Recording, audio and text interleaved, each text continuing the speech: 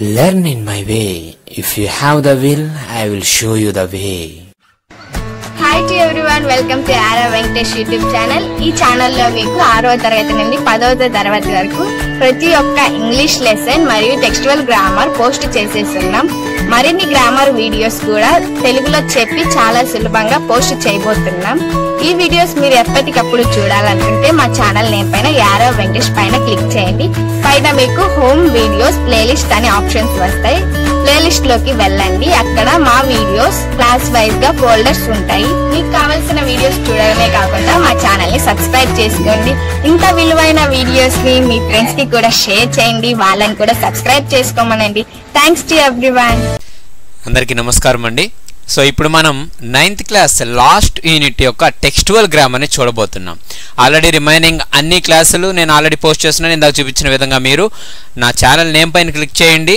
పైన మీకు home video playlist option వస్తుంది. ప్లేలిస్ట్లోకి వెళ్ళారంటే సో ప్రతి ఒక్క వీడియో అనేది ప్రతి ఒక్క క్లాస్ ఫోల్డర్స్ వైజ్గా నేను పెట్టున్నాను. మీరు అన్ని వీడియోస్ చూడొచ్చు. ప్లేలిస్ట్లోకి వెళ్ళి ప్రతి ఒక్క వీడియో చూడండి. మీ ఫ్రెండ్స్ అందరికీ కూడా షేర్ చేయండి. సో ఈరోజు మనం టెక్స్చువల్ గ్రామర్లో భాగంగా freedom last unit in 9th class చూడబోతున్నాం. ఆల్రెడీ లెసన్ కూడా చెప్పి నేను పోస్ట్ చేస్తున్నానండి. సో ఇందులో ఫస్ట్ మనకు క్వశ్చన్ అండ్ ఆన్సర్స్ ఇచ్చున్నారు. First question is why is it difficult to fulfill the twin obligations in a country like South Africa? South Africa లాంటి దేశంలో ఓకే ఈ టూ ఆబ్లిగేషన్స్ ప్రతి ఒక్క మనిషికి 2 ఆబ్లిగేషన్స్ ఉంటాయనేసి మనం ఆ లెసన్లో ఫస్ట్లోనే చెప్పుకున్నాం. సో ఈ ట్విన్ ఆబ్లిగేషన్స్ ఈ 2 ఆబ్లిగేషన్స్ని ఫుల్ఫిల్ చేయడం చాలా కష్టము ఎందుకు అని చెప్పి అడుగుతున్నారు. ఎందుకంటే every man has a 2 obligations. ప్రతి ఒక్కరికి 2 బాధ్యతలు అనేవి ఉంటాయి.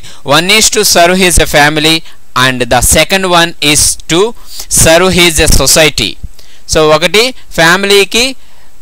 ఫ్యామిలీ పట్ల రెస్పాన్సిబిలిటీ, ఇంకొకటి సొసైటీ పట్ల responsibility. The Negroes in South Africa were forced to live in separate communities. కానీ ఇక్కడ నీగ్రోస్ సౌత్ ఆఫ్రికాలో ఉన్నటువంటి ఆ నీగ్రోస్ ఎవరైతే ఉన్నారో వీళ్ళందరినీ కూడా సపరేట్గా ఒక కమ్యూనిటీ లాగా కిందకి చేర్చారనమాట. వీళ్ళందరూ ఆ విధంగా జీవించాలన్నట్టుగా. Their entry was restricted in a white man's colony. So వీళ్ళని ఈ తెల్లవాళ్ళు ఉండేటటువంటి ఏరియాలోకి అలౌ చేసేవాళ్ళు కాదు. They were not given any rights. ఎలాంటి హక్కులు కూడా వీళ్ళకి ఇచ్చేవాళ్ళు కాదు. If an African tried to fulfil his twin obligations, one serving his a family and the second one serving his a community, he was separated from his family. So ఒకవేళ వాళ్ళు కనుక వాళ్ళ బాధ్యతని ఆబ్లిగేషన్స్ని నిర్వర్తించాలని ప్రయత్నిస్తే వాళ్ళని వాళ్ళ ఫ్యామిలీ నుంచి దూరం చేసేసేవాళ్ళు. ఇదంతా లెసన్లో కూడా చెప్పున్నాను. ఒకసారి లెసన్ చూడండి మీరు. నెక్స్ట్ ఇక్కడికి వస్తే చాలా బాగా అర్థమవుతుంది. Next he was forced to live a life of uncertainty and isolation. ఒక ఒంటరి జీవితాన్ని ఊరి నుంచి వెలివేసేస్తారు కదా, ఆ విధంగా ఒంటరి జీవితం గడిపేలాగా అతన్ని ఊరికి దూరంగా పంపించేస్తారనమాట. సో అలాంటి కట్టుబాట్లు ఉండేవి అక్కడ. అందుకని వాళ్ళ యొక్క 2 బాధ్యతలని వాళ్ళు నిర్వర్తించడం కష్టం సౌత్ ఆఫ్రికాలో ఉన్నటువంటి Negroes. Next what sort of freedom did Mandela enjoy as a boy? Was it real? Give your opinion. So అతను చిన్న బాబుగా ఉన్నప్పుడు చిన్న వయసులో అతను ఫ్రీడమ్ని అనుభవించాడు కదా, అది ఎలాంటి ఫ్రీడమ్ అనుభవించాడు అండ్ అది నిజమేనా అతను చెప్పిందంతా అండ్ వై? మీ ఒపీనియన్ ఏంటి అని అడిగారు. So as a boy Mandela ran freely in the fields near his mother's hut. So వాళ్ళ అమ్మగారు ఉండేటటువంటి ఇల్లు ఉంది కదా, అక్కడ అతను చాలా ఫ్రీడమ్తో స్వేచ్ఛగా పరిగెత్తేవాడు. ఇక్కడ చూడండి మీకు. సో ఈ పారాగ్రాఫ్ అంతా రాస్తే సరిపోతుందండి మనం. ఓకే, సో అదే మనం ఇప్పుడు చెప్పబోతున్నాం.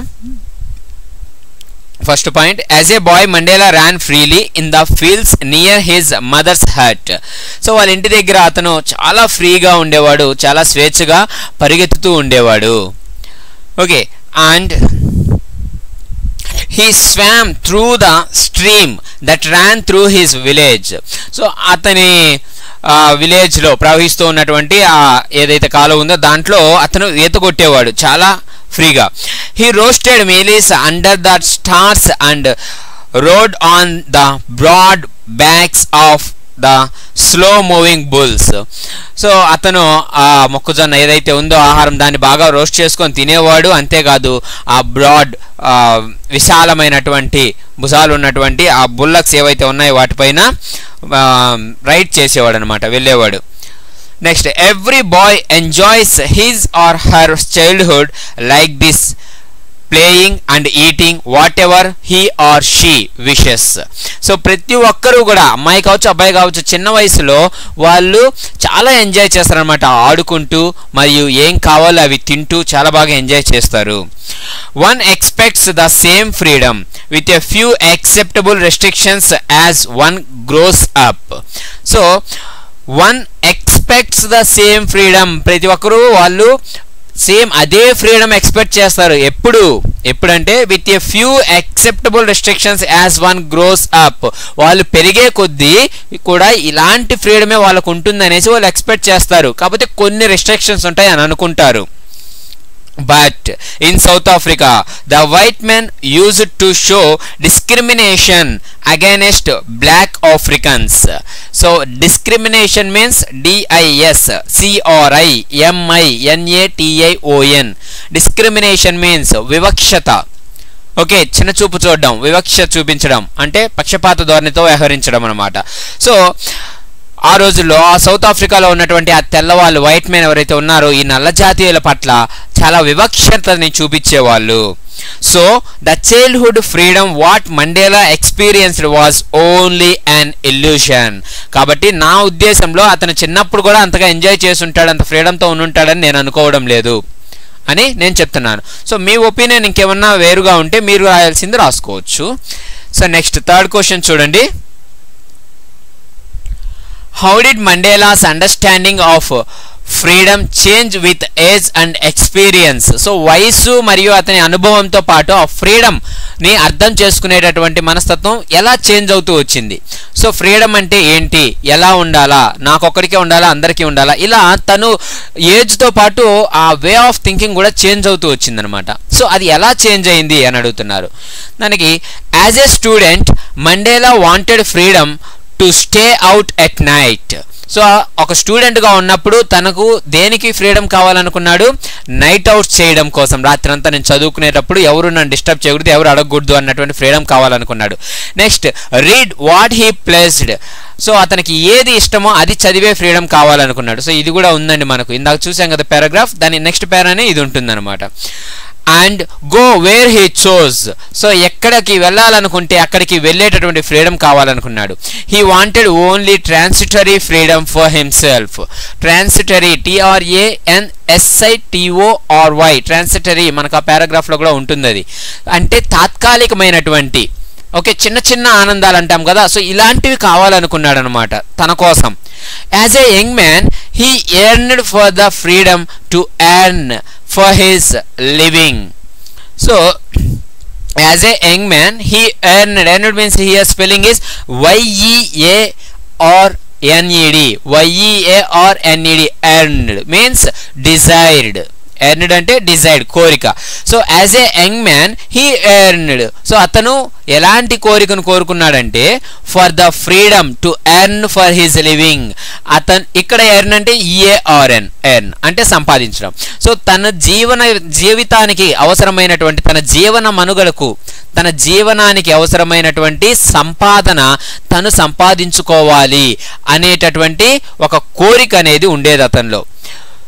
So as a young man he earned for the freedom to earn for his living, for the freedom of marrying, పెళ్లి చేసుకోవడంలో అతనికి స్వేచ్ఛ కావాలనుకున్నాడు. అండ్ హ్యావింగ్ ఏ ఫ్యామిలీ, ఒక కుటుంబం తనకు ఉండాలి, దాంట్లో కూడా నాకు ఫ్రీడమ్ ఉండాలి అని అనుకున్నాడు. He didn't want to be obstructed in a lawful life. So ఈ లాఫుల్ లైఫ్, న్యాయబద్ధంగా చట్టబద్ధంగా జరిగేటటువంటి ఈ మన జీవితంలో ఎలాంటి obstructed, so he didn't want to be obstructed, ఎలాంటి ఆటంకం కలగకూడదు అని ఎక్స్పెక్ట్ చేశాడు. So the freedom was confined to him and his family. So the freedom, ఆ ఫ్రీడమ్ అనేది వాళ్ళ ఫ్యామిలీకి, కన్ఫైన్ మీన్స్ రెస్ట్రిక్టెడ్, సో ఆ విధంగా ఉండాలి అని అంటే వాళ్ళ ఫ్యామిలీకి ఫ్రీడమ్ అనేది ఉండాలి అనుకున్నాడు అనమాట. To him and to his family. And so ఇక్కడ ఏంటంటే the freedom was confined to him and his family, అంటే అతనికి రెస్ట్రిక్షన్స్ అనేవి ఎక్కువ అయిపోయినాయి అనమాట అక్కడ. As years passed by his vision widened, so కొద్ది సంవత్సరాలు జరిగిన తర్వాత అతని యొక్క ఆలోచనలో మార్పు వచ్చింది. తన ఆలోచన దృక్పథం అనేది కొద్దిగా విశాలంగా, అంటే చాలా ఎక్కువగా ఆలోచించడం మొదలుపెట్టాడు అనమాట. వైడెండ్, WIDENED, వైడెండ్ మీన్స్ చాలా ఎక్కువగా ఆలోచన, బ్రాడ్ మైండెడ్గా. So his idea of freedom was not self centred, so freedom కోసం అతని ఆలోచన ఏదైతే ఉందో అది సెల్ఫ్ సెంటర్డ్, అంటే తనకు మాత్రమే పరిమితం చేసుకోలేదు.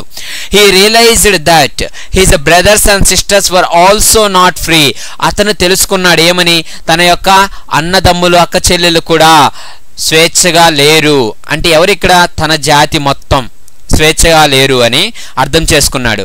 He desired A life of dignity and respect for all his people, so తన కమ్యూనిటీ ఎవరైతే ఉన్నారో ఆ నల్ల జాతీయులందరికీ కూడా he desired A life of dignity and respect, వాళ్ళందరికీ కూడా ఒక హుందాతనమైనటువంటి గౌరవప్రదమైనటువంటి ఒక జీవితాన్ని ఇవ్వాలి అనుకున్నాడు, వాళ్ళందరికీ కూడా కావాలి అలాంటి జీవితం అనేసి అనుకున్నాడు. Thus with age and experience Mandela's understanding of freedom change, ఆ విధంగా ఏజ్ వయసు మరియు అతని యొక్క ఎక్స్పీరియన్స్తో ఆ ఫ్రీడమ్ మీద అతనికి ఉన్నటువంటి అవగాహన అనేది చేంజ్ అవుతూ వచ్చిందనమాట. ఫస్ట్లో తనకు ఒక్కడికే అనుకున్నాడు, ఇప్పుడు ప్రతి ఒక్కరికి అవసరం అనేసి అర్థం చేసుకున్నాడు. Next, what does the line the oppressed and the oppressor alike are robbed of their humanity suggest, so ఈ లైన్ కి మీనింగ్ ఏంటి అనేసి అడుగుతున్నాడు. లెసన్లో కూడా క్లియర్గా చెప్పున్నానండి, ఇప్పుడు మనం ఇక్కడ ఏం రాయాలో చూద్దాం. The oppressor ill treats and looks down upon the oppressed, so the oppressor means అణిచివేతదారుడు. ఒప్రెసర్ మీన్స్ అణిచివేతదారుడు, ఎవడైతే శిక్షలు అమలు చేస్తున్నాడో, ఎవరైతే పని చేస్తున్నాడో, క్రూరంగా వ్యవహరిస్తున్నాడో అతను అణిచివేతదారుడు. So the oppressor ill treats, ILL ill hyphen treats, TREATS, so the oppressor ill treats and looks down upon the oppressed. Oppressed means ఇక్కడ అనగారిన వాళ్ళు, అంటే ఎవరు ఇక్కడ అనగారిన వాళ్ళు, నల జాతీయులు. ఓకే, సో వాళ్ళని లుక్స్ డౌన్ అంటే చిన్న చూపు చూసేవాళ్ళు అనమాట. So the oppressor ill treats and looks down upon the oppressed, అంటే ఈ అణచివేతదారుడు ఎవరైతే ఉన్నారో వాళ్ళందరూ కూడా ఈ అనగారిన వర్గాన్ని చాలా ఇల్ ట్రీట్ మీన్స్ బ్యాడ్గా ట్రీట్ చేసేవాళ్ళు అండ్ వాళ్ళని ఒక చిన్న చూపుతో చూసేవాళ్ళు అనమాట. He feels as if he is robbing the dignity of the oppressed, so అతను ఏమనుకున్నాడు అంటే ఈ ఒప్రెస్డ్ ఎవరైతే ఈ అనగారిన వర్గం ఉన్నారో వాళ్ళ యొక్క డిగ్నిటీ దానిని లాక్కునేస్తున్నాను అన్న ఫీలింగ్లో ఉండేవాడు అనమాట. అతను అంత గర్వంతో ఉండేవాడు. ఓకే, వాళ్ళ యొక్క గౌరవాన్ని తీసివేయాలి, వాళ్ళ గౌరవాన్ని లాక్కునేయాలి అన్నటువంటి ఆలోచనలో ఉండేవాడు. But in real sense the oppressor is a prisoner of hatred, కానీ నిజానికి చెప్పాలంటే ఈ ఒప్రెసర్ ఎవరైతే అణిచివేతదారుడు ఉన్నాడో అతనే నిజమైనటువంటి ఒక oppressor is a prisoner of hatred. So hatred అంటే ద్వేషం, ద్వేషానికి ఇతని యొక్క బందీ. ఓకే, ద్వేషం అనే ఒక దాంట్లో ఇతను బందీగా ఉన్నాడు అనమాట. కాబట్టి అందరినీ ద్వేషిస్తూ ఉన్నాడు, దాంట్లో ఇతను చిక్కిపోయి ఉన్నాడు. Okay, and he is locked behind the bars of prejudice and narrow mindedness. అంతేకాదు ఇతను prejudice, PREGUDICE, prejudice means పక్షపాతం అన్నమాట, అంటే బయాస్. ఓకే, పక్షపాతం, ఒకరి పట్ల ఒకరి పట్ల ఉండరు. సో ఆ పక్షపాత ధోరణి మరియు narrow mindedness means not willing to accept other ideas, వేరే వాళ్ళ యొక్క ఆలోచనలు ఒప్పుకోలేరు అనమాట. వాళ్ళు మంచిది చెప్పినా కానీ వీళ్ళు ఒప్పుకోలేరు. సో ఇలాంటి హెడ్ వెయిట్ అనుకోవచ్చు మనం. సో ఇలాంటి ధోరణితో, ఇలాంటి వాటిలో ప్రిజుడిస్ అండ్ నారో మైండ్నెస్ అనే వాటి వెనకాల ఇతను బంధించి ఉన్నాడు. Locked behind the bars, so జైల్లో మనకు ఉంటాయి కదా బార్స్, సో దాని వెనకాల ఖైదీని బంధించుంటాం. సో ఇతను దేని వెనకాల బంధించబడి ఉన్నాడంటే పక్షపాతం మరియు అలాంటి హెడ్ వెయిట్, సో వీటి వెనకాల బంధించబడి ఉన్నాడు. అండ్ దేంతో, ఆ హేట్రెడ్, ఆ ద్వేషం అనే దాంతో బంధించబడి ఉన్నాడు. In other words he is robbed of humanity. ఇంకా చెప్పాలంటే అతను హ్యుమానిటీ, అతనిలో ఉన్న హ్యుమానిటీ అనేది దొంగలింపబడింది, హ్యుమానిటీ అనేది లాగివేయబడింది, అతనిలో హ్యుమానిటీ అనేది లేదు, మానవత్వం అనేది లేదు అతనిలో. So both the oppressed and the oppressor are robbed of freedom, the essence of human life, humanity. So కాబట్టి ఈ ఒప్రెసర్ అండ్ ఒప్రెస్డ్ ఇద్దరూ కూడా, సో ఒప్రెసర్ అంటే ఏంటి, ఇతరులను బాధ పెట్టేవాడు, కాబట్టి వాళ్ళకి కింద ఉండేవాళ్ళు ఎవరు, ఒప్రెస్డ్. సో వాళ్ళకి ఫ్రీడమ్ లేదని వాళ్ళు బాధపడుతుంటారు, మనం అనుకుంటాం వాళ్ళకి ఫ్రీడమ్ లేదని, కానీ అలా కాదు. వాళ్ళకే కాదు, ఇతను ఉన్నాడు కదా ఒప్రెసర్, సో ఇతనికి కూడా నిజంగా అక్కడ ఫ్రీడమ్ అనేది లేదు, అతను కూడా ఆల్రెడీ బంధించబడి ఉన్నాడు. బట్ దేంతో, ద్వేషం అనే దాంట్లో బంధించబడి ఉన్నాడు, పక్షపాతం అనే ధోరణితో అలాంటి జైల్లో అతను బందీఖానాలో ఉన్నాడనమాట, అలాంటి పంజరంలో బంధింపబడ్డాడు అన్నట్టుగా. ఓకే, అండ్ హ్యుమానిటీ అనేది అసలు లేదు అతని దగ్గర, సో దానిని కూడా తీసివేయబడ్డాయి. సో నెక్స్ట్ క్వశ్చన్ అండి, what relevance does Nelson Mandela's life have to the present society. So present ఇప్పుడున్నటువంటి ఈ సమాజానికి ఆ నెల్సన్ మండేలా గారి యొక్క జీవితం అనేది ఏ విధంగా రిలవెంట్ అయి ఉండదు, కనెక్ట్ అయి ఉండదు అంటే, every one of us has 2 obligations in life. మన జీవితంలో కూడా ప్రతి ఒక్కరికి 2 బాధ్యతలు ఉంటాయి. So we know that one is to serve our family and the other one is to serve our community. Like Mandela, we ought to think of our society and do our best to improve it. So Mandela గారి లాగా మనం కూడా ఆలోచించి మనం చేయగలిగింది మనం చేయాలి సొసైటీకి. Okay, we ought to think of our society, మన సొసైటీ గురించి ఖచ్చితంగా ఆలోచించాలి. సో దాని ఇంప్రూవ్మెంట్కి ఏమన్నా అవసరమైతే అవన్నీ మనం చేయాలి. if everyone thinks narrowly only of his kith and kin, society can never develop.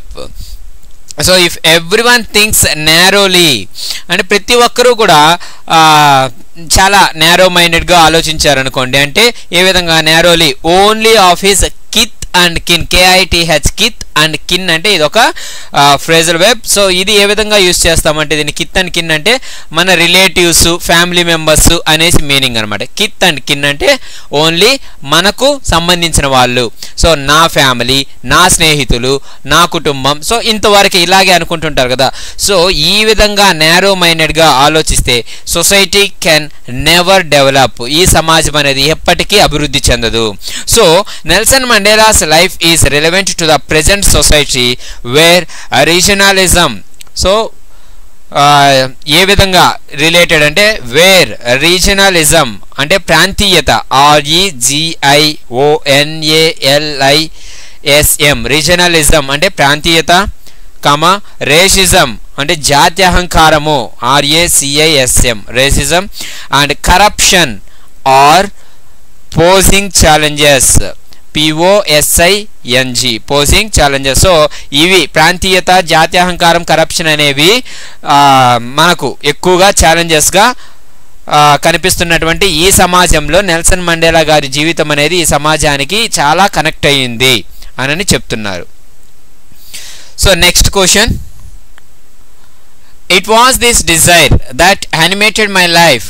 Which desire is the narrator referring to?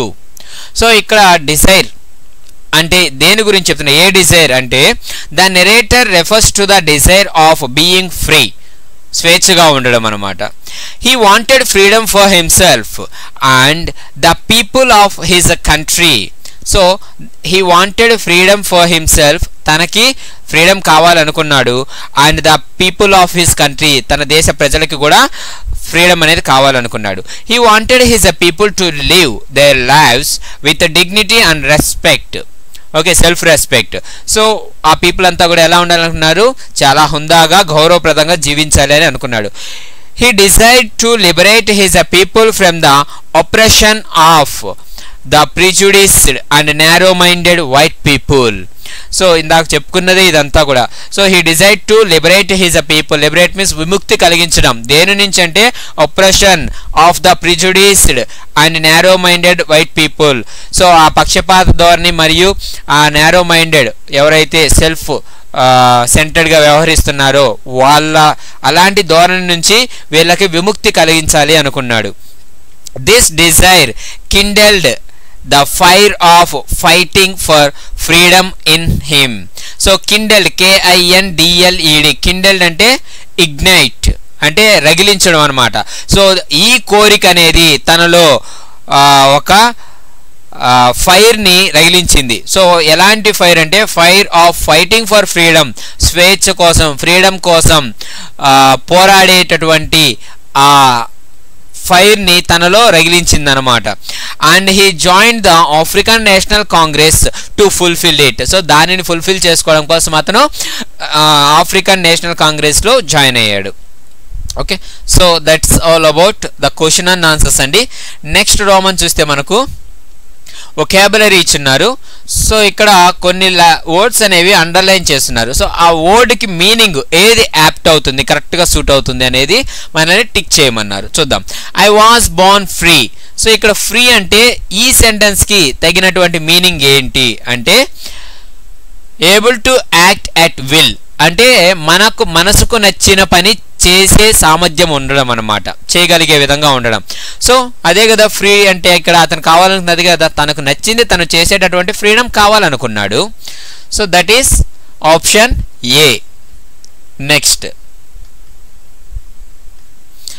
Second question చూస్తే I was prevented from fulfilling my obligations. So దీంట్లో prevented అంటే ఏంటి? I was prevented from fulfilling my obligations. Prevented అంటే ఏంటి అంటే stopped him from doing. Stopped from doing అంటే చెయ్యనీయకుండా ఆపవడం అన్నమాట. Okay, not able to perform అంటే చేయలేకపోవడం. సో చేయలేకపోవడం వేరు, అతనిలో అసమర్థత వల్ల చేయలేకపోవచ్చు, కానీ ఇక్కడ చేయనీయకుండా ఆపడం, స్టాప్డ్ ఫ్రమ్ డూయింగ్. సో కాబట్టి దానిని ప్రివెంటెడ్ అంటాం. So option B. Next curtailed. Curtailed అంటే ఏంటంటే reduced. Okay, curtailed means reduced. My freedom was curtailed. So చిన్నప్పటి నుంచి పెద్ద అయ్యే కొద్దీ అతని ఫ్రీడమ్ ఏమైంది? కర్టైల్డ్, రెడ్యూస్ అయిపోయింది అనమాట. సో కాబట్టి రెడ్యూస్డ్, తగ్గిపోయింది. Next I was not a virtuous leader. So what is the meaning of virtuous? Virtuous means well behaved. Well behaved. Virtuous means having more moral standards. Having moral standards, దాన్ని virtuous అంట మామూలుగా. So moral standards అంటే ఏంటి? Well behaved ఇక్కడ. So option C. Okay, so next Roman చూస్తే ఇక్కడ suitable form of the words అని చెప్పాడండి. అప్రోప్రియేట్ ఫార్మ్ ఆఫ్ ద వర్డ్స్ని ఇక్కడ బ్లాంక్స్లో ఫిల్ చేయాలి. ఫస్ట్ వచ్చి లీడ్ అన్నాడు. Nelson Mandela was an outstanding black lead of South Africa అంటే leader. So he is a leader కాబట్టి ఆ బ్లాంక్లో మనకు లీడర్ అని వస్తుంది. నెక్స్ట్ ఇక్కడ సెకండ్ బ్లాంక్ చూస్తే who spend his life time fight against racial అంటే life time fighting. Okay, I N G form add అవ్వాలి అక్కడ. So life time fighting against racial segregate అన్నాడు. మనకు ఆల్రెడీ ఆల్మోస్ట్ వచ్చేస్తుంది మనకు వర్డ్ సిగ్రగేషన్ అనేసి మనకు లెసన్లో ఉంది అది. సో ఇక్కడ ఈ బ్లాంక్లో సిగ్రగేషన్ వస్తుంది. Next he had to spend 30 years of imprisonment to achieve dash free of the coloured. Free. So దేన్ని అచీవ్ చేయడానికి అతను ఎక్కువ కష్టపడింది, ఫైట్ చేసిందంటే 30 సంవత్సరాలు కష్టపడింది. ఎందుకు అనంటే అతను ఫ్రీడమ్ కోసం. ఓకే, సో ఆ బ్లాంక్లో మనకు ఫ్రీడమ్ అని వస్తుంది. Next finally he dash history. So past టెన్స్లోకి వస్తుంది. He created history. ఆ బ్లాంక్లో క్రియేటెడ్ రాయండి. Created history when he became the first black man as the president of independent. ఇక్కడ బ్లాంక్లో independent republic of South Africa. This great leader who has been a source of dash so inspire అని ఇచ్చాడు. చాలా మందికి అతనే ఒక ప్రేరణ అని అంటే దాన్ని ఇంగ్లీష్లో ఏమంటాం? ఇన్స్పిరేషన్ అంటాం. సో ఆ బ్లాంక్లో మనకు ఇన్స్పిరేషన్ అని వస్తుంది. దట్స్ ఇట్ అండి వొకాబులరీ. నెక్స్ట్ చూస్తే గ్రామర్ చాలా ఈజీగా ఇచ్చున్నారు. ఇక్కడ డిఫైనింగ్ రిలేటివ్ క్లాస్ అని ఇచ్చున్నారు. సో ఏంటి ఆ డిఫైనింగ్ రిలేటివ్ క్లాస్? అసలు రిలేటివ్ క్లాస్ అంటే ఏంటి, అది దేన్ని డిఫైన్ చేస్తుంది, ఆ రిలేటివ్ ప్రొనౌన్ ఏ వర్డ్ని యూజ్ చేస్తాం అక్కడ అనేది తెలుసుకుంటే సరిపోతుంది. చూద్దాం. First the man who takes away another man's freedom is a prisoner. So the man is a prisoner అని చెప్తే మనకు ఎవరు ఆ మ్యాన్ అనుకుంటాం. So the man is a prisoner అంటే who is that man? So who takes away another man's freedom. So ఇక్కడ who takes away another man's freedom అనేది దేన్ని డిఫైన్ చేస్తుంది? The man. So who is a prisoner అతన్ని define చేస్తుంది, the మ్యాన్ని define చేస్తుంది. కాబట్టి దీనిని రిలేటివ్ క్లాస్ అని అంటాం అనమాట. సో ఇక్కడ రిలేటివ్ ప్రొనౌన్ ఏం యూస్ చేసామంటే హూ. సో అక్కడ హూ దేన్ని ఇండికేట్ చేస్తుంది, ఎవరిని ఇండికేట్ చేస్తుంది? The man. కాబట్టి అతనికి బదులుగా వాడినాం కాబట్టి అది ప్రొనౌన్ అవుతుంది. దానికి రిలేటివ్గా ఉంది కాబట్టి రిలేటివ్ ప్రొనౌన్ అంటాం దానిని. ఓకే, ఇవి 10th క్లాస్లో మనకు వస్తాయండి. దీనికి సపరేట్గా ఒక గ్రామర్ టాపిక్గా నేను వీడియో కూడా చేస్తాను మళ్ళీ. నెక్స్ట్ సెకండ్ వన్ చూద్దాం. The people followed the principles that Mandela advocated. So the people followed the principles that Mandela advocated. So అందరూ కూడా ఆ మండేలా గారి యొక్క ప్రిన్సిపల్స్ ఏవైతే ఉన్నాయో, రూల్స్ అవన్నీ కూడా ఫాలో అయ్యారు.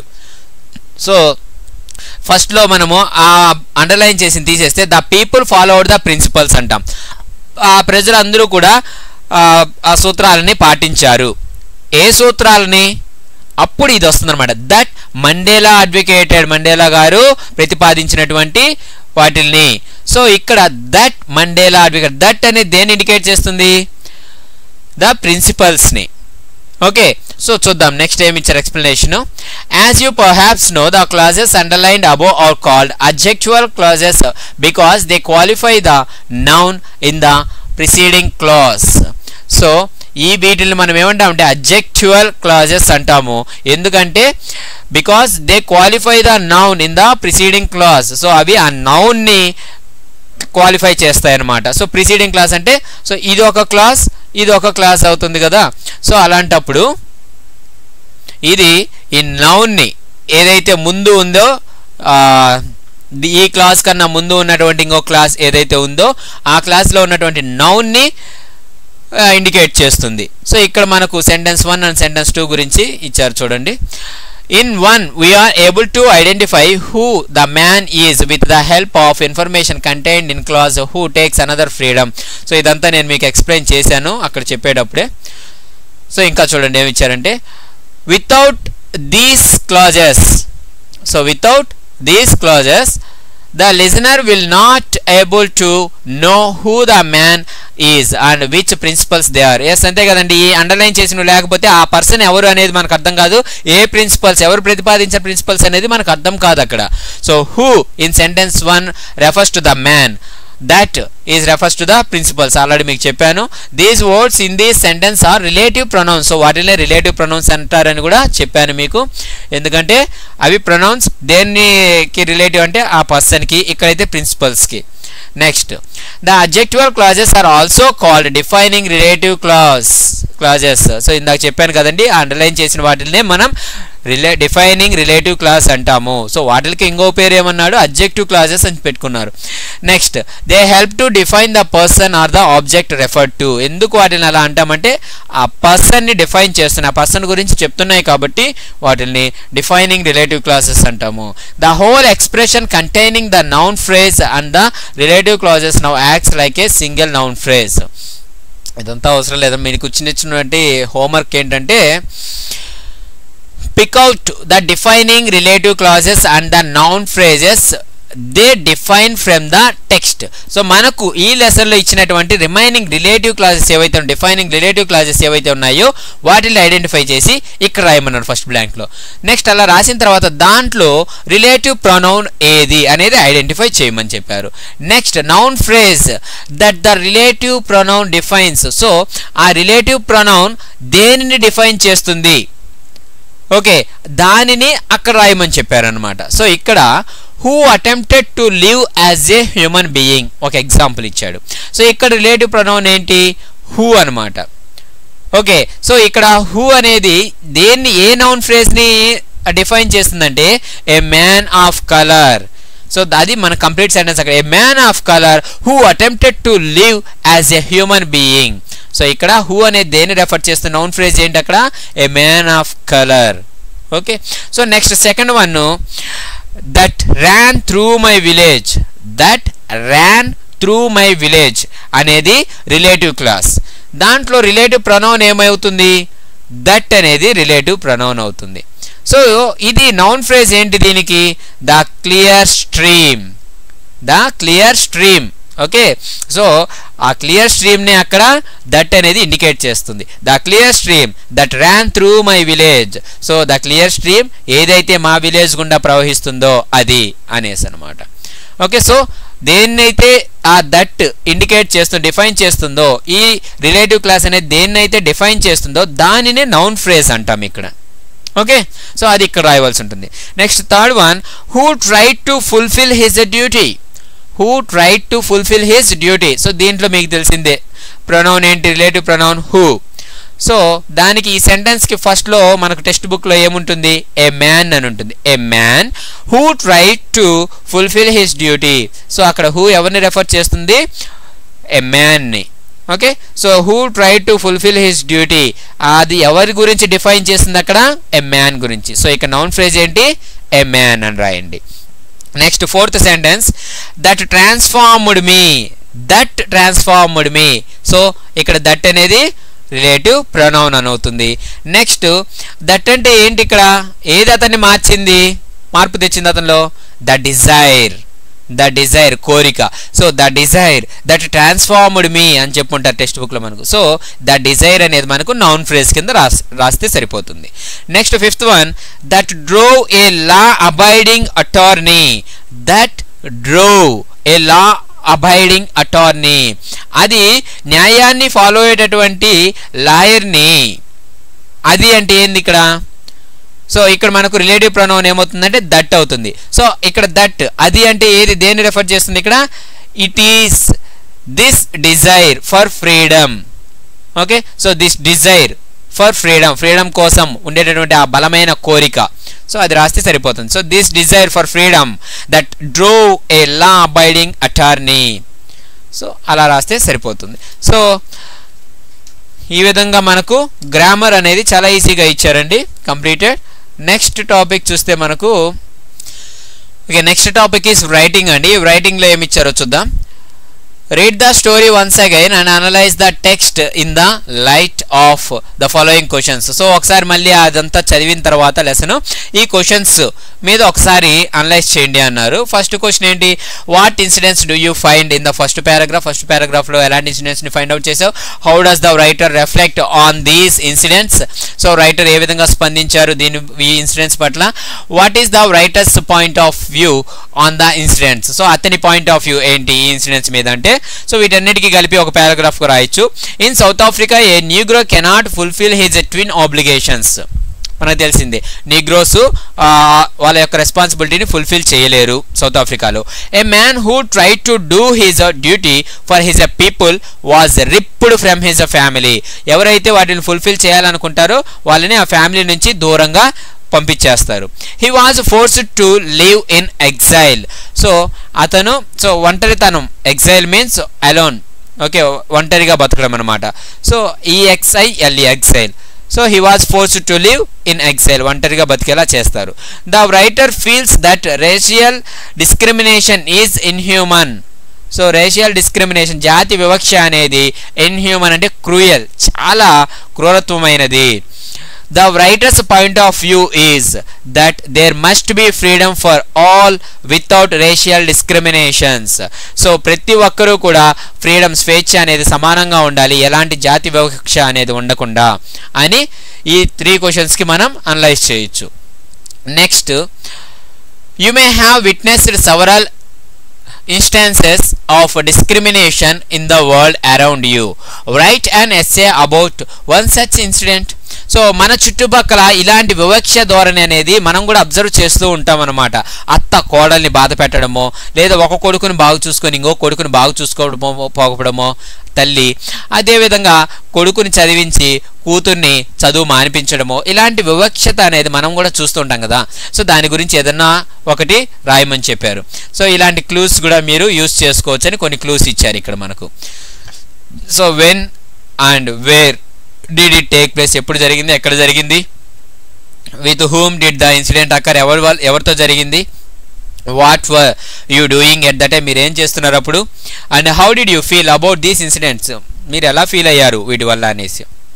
సో దానికి ఏం రాయొచ్చు అంటే, there is a family in my neighbourhood, మా పక్కనే ఒక ఫ్యామిలీ అనేది ఉంది. So the couple has a daughter and a son, so వాళ్ళకి ఒక కొడుకు ఒక కూతురు ఉన్నారు.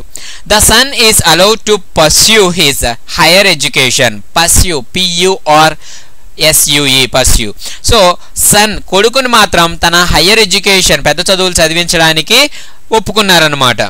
But after qualifying her school education the daughter is forced to discontinue her studies, కానీ కూతుర్ని మాత్రం ఆమె స్కూలింగ్ అయిపోతానే చదువు ఆపేశారు.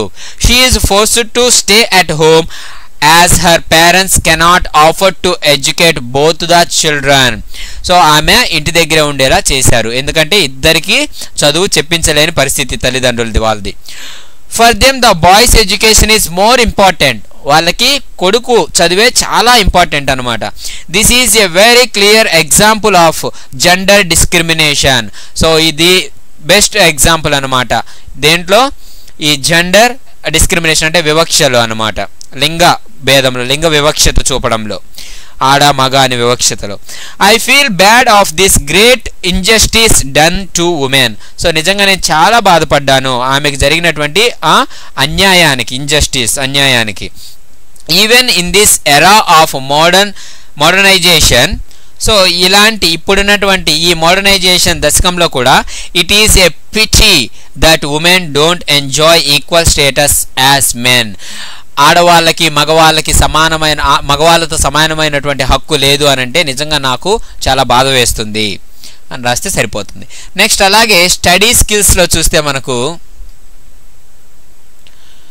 ఒక పారాగ్రాఫ్ ఇచ్చారండి, దాన్ని చదవమని చెప్పి చూద్దాం ఏంటనేది.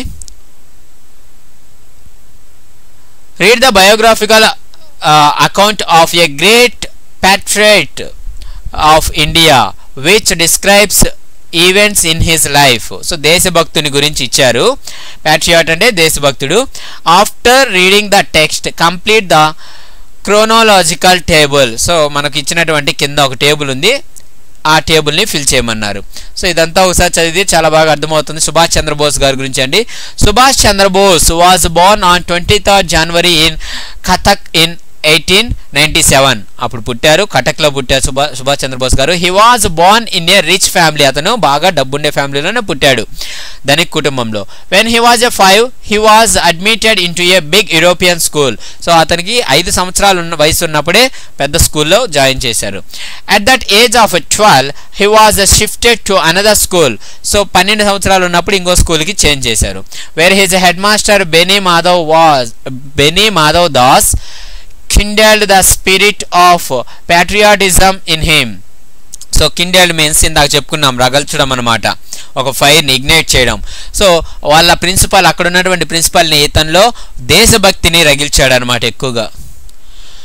When he was 15 he became under the profound influence of an outstanding spiritual leader Swami Vivekananda. So అతనికి ఎంత ఏజ్ 15 years ఉన్నప్పుడు చాలా ఎక్కువగా స్వామి వివేకానంద గారి వల్ల అతను ఎక్కువగా ఇన్ఫ్లుయెన్స్ అయ్యారనమాట. After his graduation Subhash left for Cambridge in 1919 to appear for the Indian civil service examination. So అతని గ్రాడ్యుయేషన్ అయిపోయిన తర్వాత కేంబ్రిడ్జ్లో అతను 1919లో ICS అటెండ్ అవడానికి అక్కడికి వెళ్ళాడు అనమాట. Next, but he had made up his mind to dedicate his life to the service of his country. So అతని మైండ్ని కంప్లీట్గా ఎలా చేంజ్ చేసుకున్నంటే ఈ కంట్రీకి సర్వ్ చేయాలి అన్న విధంగా, అంటే తన లైఫ్ మొత్తం తన దేశానికే అంకితం చేయాలనుకున్నాడు. He resigned from the Indian civil services and returned to the India in 1921. అక్కడ రిజైన్ చేసి ఇండియాకు వచ్చేసాడు. He took part in freedom struggle, independence movement and fought against the British rule in India. So freedom struggle అతను కూడా participate చేసి బ్రిటిషర్స్కి వ్యతిరేకంగా అతను ఫైట్ చేశాడు. Bose was arrested and sent to a prison in బుమ్రాలకి అతన్ని సెండ్ చేశారు, అరెస్ట్ చేసి బ్రిటిష్ వాళ్ళు. With the cooperation of some prisoners and freedom lovers, Bose formed the Indian National Army INA in 1941 in Singapore. సింగపూర్లో దాన్ని start చేశాడు కొంతమంది సహాయంతో. ప్రిజనర్స్ అంటే అక్కడ ఉన్నటువంటి ఖైదీలు వాళ్ళ యొక్క సహాయంతో అతను స్టార్ట్ చేశాడు. He inspired the troops to fight against the British to liberate they motherland. తన యొక్క మదర్ల్యాండ్ ఏదైతే దేశం ఉందో తన యొక్క దేశానికి విముక్తిని కలిగించడం కోసం, బ్రిటిషర్స్ నుంచి విముక్తి కలిగించడం కోసం అతను కొన్ని బృందాలను ఏర్పాటు చేశాడు అనమాట, ఫైట్ చేయడం కోసం ఇన్స్పైర్ చేశాడు ఎక్కువగా వాళ్ళని. On 21 October 1943 the Azad Hind government was set up in foreign soil. So విదేశాల్లోనే అతను ఆజాద్ హింద్ ఫౌజ్ అనేటువంటి ఒక దాన్ని స్టార్ట్ చేశాడు. Next Subhash is called as Netaji. Neta means a leader, ji అంటే గౌరవంగా, గారు అన్నాం, ఓకే, గొప్ప లీడర్ అనమాట నేతాజీ అంటే. Because he was A true and passionate leader of the Indian struggle for freedom. ఎందుకు అలా పిలిచారంటే అతను నిజమైనటువంటి ఒక గొప్ప ఫ్రీడమ్ ఫైటర్, అతను ఎంతో ప్యాషనేట్గా అతను ఫ్రీడమ్ ఫైట్ చేశాడు కాబట్టి అతన్ని అలా పిలిచారు. సో ఇక్కడ ఇయర్స్ ఇచ్చాడు, ఆ ఇయర్లో ఏం జరిగిందో మనం రాయమన్నాడు. చాలా ఈజీ అండి. 1897 ఫస్ట్ ఆ ఇయర్లో చూద్దాం.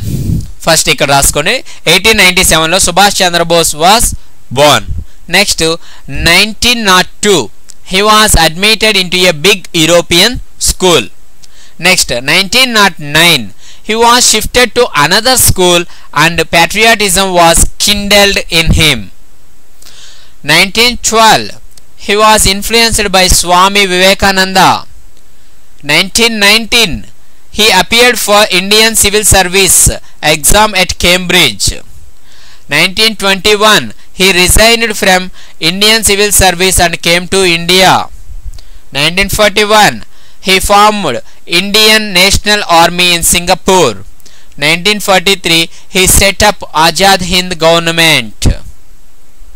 సో ఈ విధంగా అవి రాసేయండి, అక్కడ సరిపోతుంది. నెక్స్ట్ లిసనింగ్లో మనకు లాస్ట్లో అపెండిక్స్లో చూస్తే పేజ్ నెంబర్ 135 టెక్స్ట్ బుక్లో ఇచ్చున్నారండి. Based on the speech that you have just listened to, speech of Subhash Chandra Bose, and answer the following questions orally. So ఆ స్పీచ్ అనేది చాలా ఈజీ అండి. మళ్ళీ నేను వాటికి కావాలంటే సపరేట్ వీడియోస్ చేస్తాను, మీరు ఒకసారి చదవండి. సుభాష్ చంద్రబోస్ గారు ఇచ్చినటువంటి ఒక స్పీచ్ అనమాట, వాళ్ళల్లో ఆ దేశభక్తిని నింపడం కోసం వాళ్ళ సైనికుల్ని సిద్ధం చేసుకుంటూ ఇచ్చినటువంటి speech. So what is the thrust of Subhash Chandrabose speech? Subhash Chandrabose గారి స్పీచ్లో ఉన్నటువంటి ఆ థ్రస్ట్, ఆ జిల్ ఏంటి అని అంటే, Subhash Chandra Bose inspired the Indian patriots and soldiers abroad to fight for the independence of India. So వాళ్ళ దేశం కోసం, మన దేశం కోసం ఫైట్ చేయడం కోసం వాళ్ళందరినీ ఇన్స్పైర్ చేశాడు. He inspired them to fight for freedom and not beg for it. మనము ఫ్రీడమ్ అనేది ఫైట్ చేసి తీసుకోవాలి, అంతేగాని ఎవరిని అడుక్కోకూడదు అని ఇన్స్పైర్ చేశాడు. He prepared them mentally to shoulder their responsibilities and pay any price for freedom of India. So freedom కోసం, ఇండియా దేశం యొక్క ఫ్రీడమ్ కోసం ఏదైనా చేయడానికి రెడీగా ఉండాలి. అండ్ షోల్డర్ దేర్ రెస్పాన్సిబిలిటీస్ అంటే బాధ్యతలని తన భుజాలపైన వేసుకోవాలి, ప్రతి ఒక్క బాధ్యతని అని వాళ్ళని ప్రిపేర్ చేశాడు, మెంటల్గా అంటే సిద్ధం చేశాడు. This is the thrust of Bose speech. That's it. Next, say whether the following statements are true or false. Subhash asked the soldiers to sacrifice everything for their motherland. Yes, true. Next, Subhash dreamed Subhash dreamt that every soldier of INA would have a monument in free India.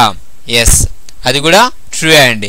So మీరు చేసేటటువంటి ఈ త్యాగం వల్ల okay ఖచ్చితంగా రాబోయే రోజుల్లో ఇండియాలో మీకంటూ ఒక గుర్తింపు అనేది లభిస్తుంది అని చెప్పాడు. అది ట్రూ. సో రెండు ట్రూనే ఆ statements. Next, have you ever heard of any national leader speech? Talk about him or her. So ఎవరైనా నేషనల్ లీడర్ స్పీచ్ వినుంటే దాని గురించి మీ ఓన్గా మీరు మాట్లాడండి అన్నారు. సో దానికి ఎవరి గురించి అన్న మీరు స్పీచ్ వినుంటే అది రాయొచ్చండి. I have heard the speech of Mahatma Gandhi. నేను మహాత్మా గాంధీ గారి స్పీచ్ విన్నాను. People call him Mahatma, meaning a great soul. Mahatma అని పిలుస్తారు అందరూ అతన్ని, ఎందుకంటే దాని మీనింగ్ ఏంటంటే గ్రేట్ సోల్, గొప్ప మనసు కలిగిన వ్యక్తి. So he accomplished freedom for India through non violence. So అహింస ద్వారానే అతను ఫ్రీడమ్ అనేది పొందాడు.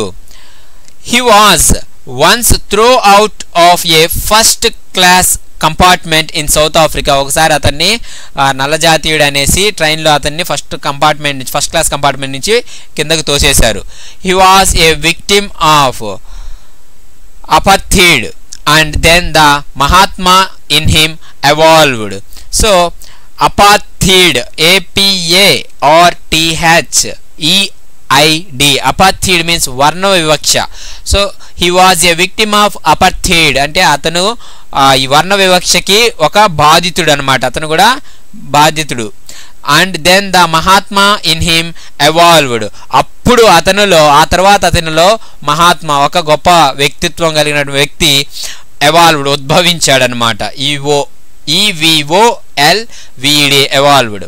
Next, he inspired millions of Indians through his speeches to fight for their freedom peacefully.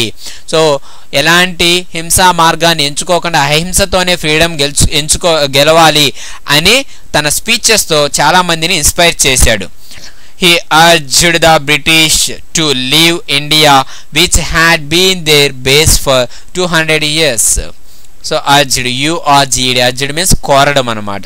So అతను బ్రిటిష్ వాళ్ళని కోరాడు, ఇండియాని విడిచి వెళ్ళండి, 200 సంవత్సరాలుగా పరిపాలిస్తున్నటువంటి వాళ్ళని విడిచి వెళ్ళండి అని కోరాడు. దట్స్ ఇట్, అది రాస్తే చాలండి. నెక్స్ట్, ఓరల్ యాక్టివిటీ కింద work in pairs, organise A debate in class on the following preposition. So ఒక టాపిక్ ఇచ్చారండి, ఆ టాపిక్ గురించి డిబేట్ అనేది కండక్ట్ చేయమన్నారు. ఆ టాపిక్ ఏంటంటే women should work in kitchen and men in office. So women ఎక్కడ ఉండాలి? కిచెన్లో ఉండాలి. మెన్ ఎక్కడ ఉండాలి? ఆఫీస్లో ఉండాలి అని ఒక స్టేట్మెంట్ ఇచ్చారు. సో దీని గురించి సపోర్ట్ చేసేవాళ్ళు, 1 member of the pair speaks in favour of the proposition and 1 member should need to speak against. ఒకరు సపోర్ట్ చేయాలి, ఒకరు అపోజ్ చేయాలి. Remember, organise your ideas as main points and sub points. Put your ideas in a paper in a proper order.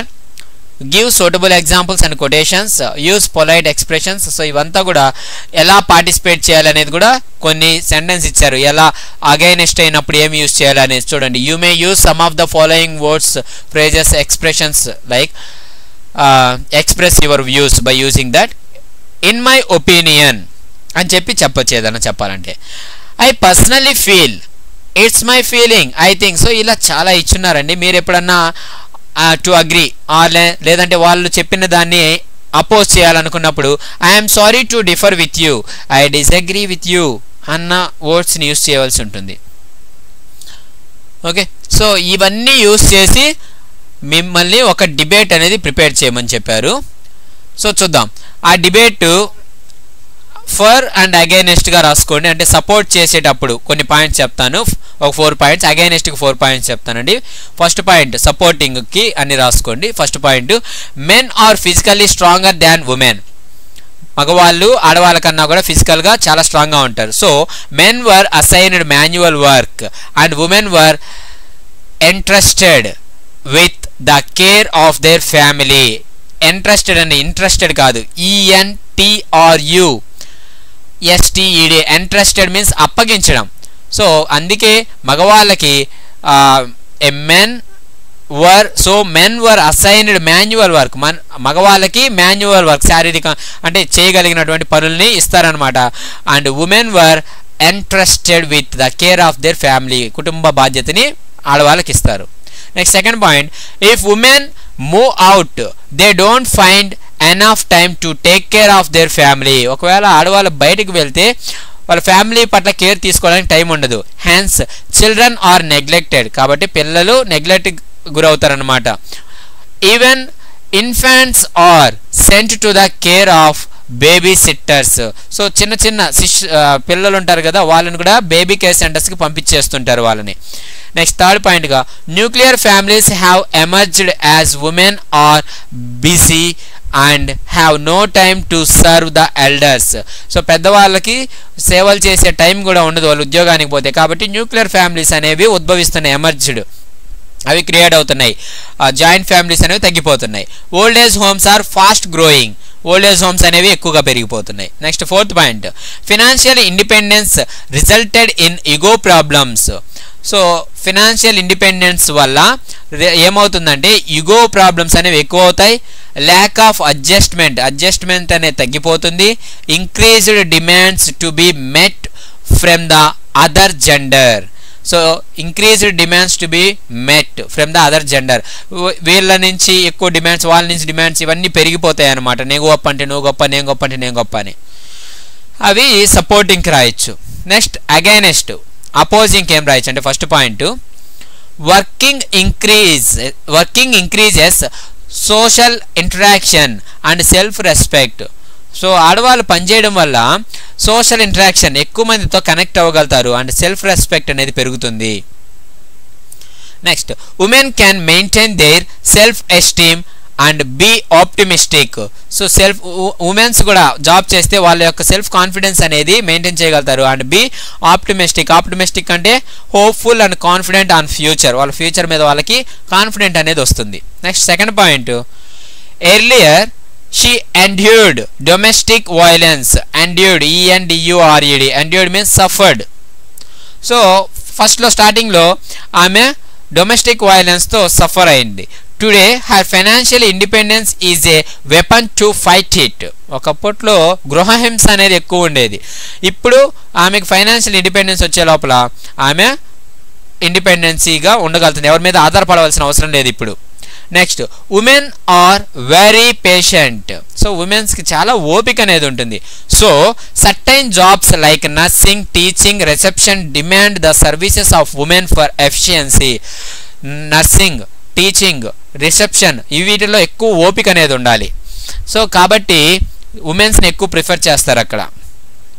Next point, girls are no more a burden crushed under dowry.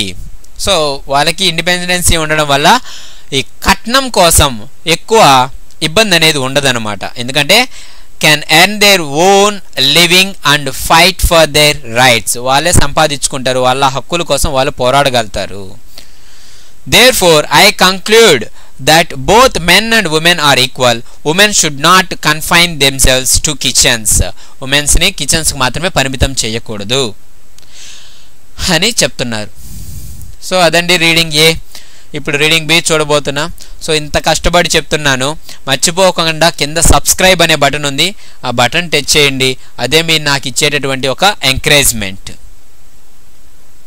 Me friends అందరికీ కూడా share చేయండి, వాళ్ళకి కూడా ఇవి ఉపయోగపడతాయి అనుకుంటున్నాను. So చూడండి, ఇక్కడ question and answers ఇచ్చున్నారండి.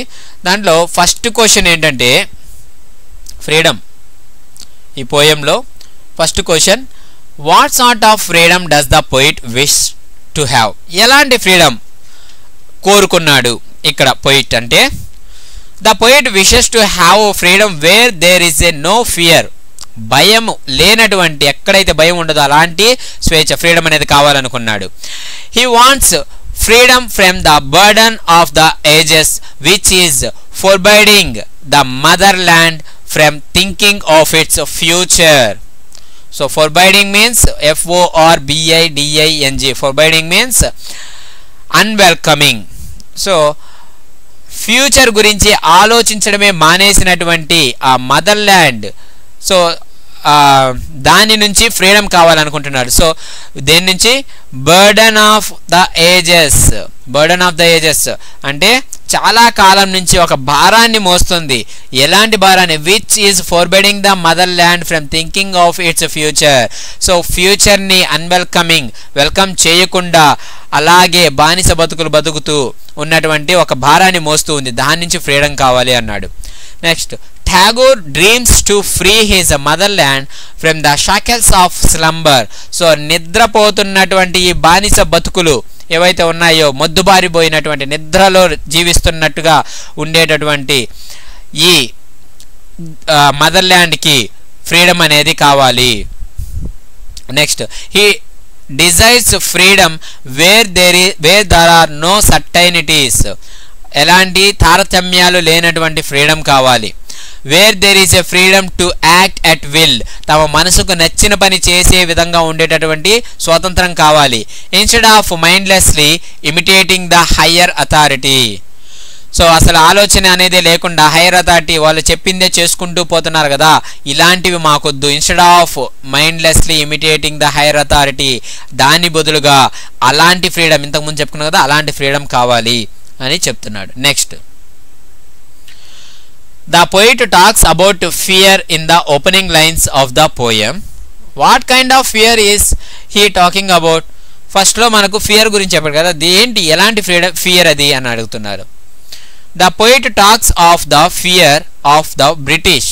So British వాళ్ళ కలిగేటటువంటి ఇబ్బందులు, భయాన్ని గురించి చెప్తున్నాడు అనమాట. The fear which Indians faced under the dominance of the white. So British వారి యొక్క ఆధిపత్య ధోరణితో ఇండియన్స్ ఫేస్డ్, ఇండియా వాళ్ళు ఫేస్ చేస్తున్నటువంటి ఆ భయాన్ని గురించి మాట్లాడుతున్నాడు. He refers to the fear of losing our identity completely obeying them. So ఇంకా ఎలాంటి భయం అంటే వాళ్ళు చెప్పేటటువంటి మాటల్ని మనం ఫాలో అవుతూ ఎక్కడ మన యొక్క కంప్లీట్ గుర్తింపు అనేది పోగొట్టుకుంటామో అని భయపడుతున్నాడు. సో ఈ మూడు రాస్తే సరిపోతుంది. Next, what does the expression truths adventurous paths mean? So truths adventurous path అర్థం ఏంటి అంటే, the expression truths adventurous paths means the path that leads to progress guided by truth and new ideas. So పురోగతి సాధించడం కోసం నిజాయితీ మరియు కొత్త కొత్త ఆలోచనలతో ముందుకు వెళ్ళాలి అనడమే దీని యొక్క మీనింగ్ అనమాట. ఓకే, సో ఎలాంటి పాత్ అంటే, so means the path that leads to progress. ఒక పాత్, ఒక వే, ఒక దారి, లీడ్స్ టు ప్రోగ్రెస్. ఆ దారి దేనికి దారి తీస్తుంది అంటే పురోగతి చెందడానికి, దేశం అభ్యున్నతికి దారి తీస్తుంది.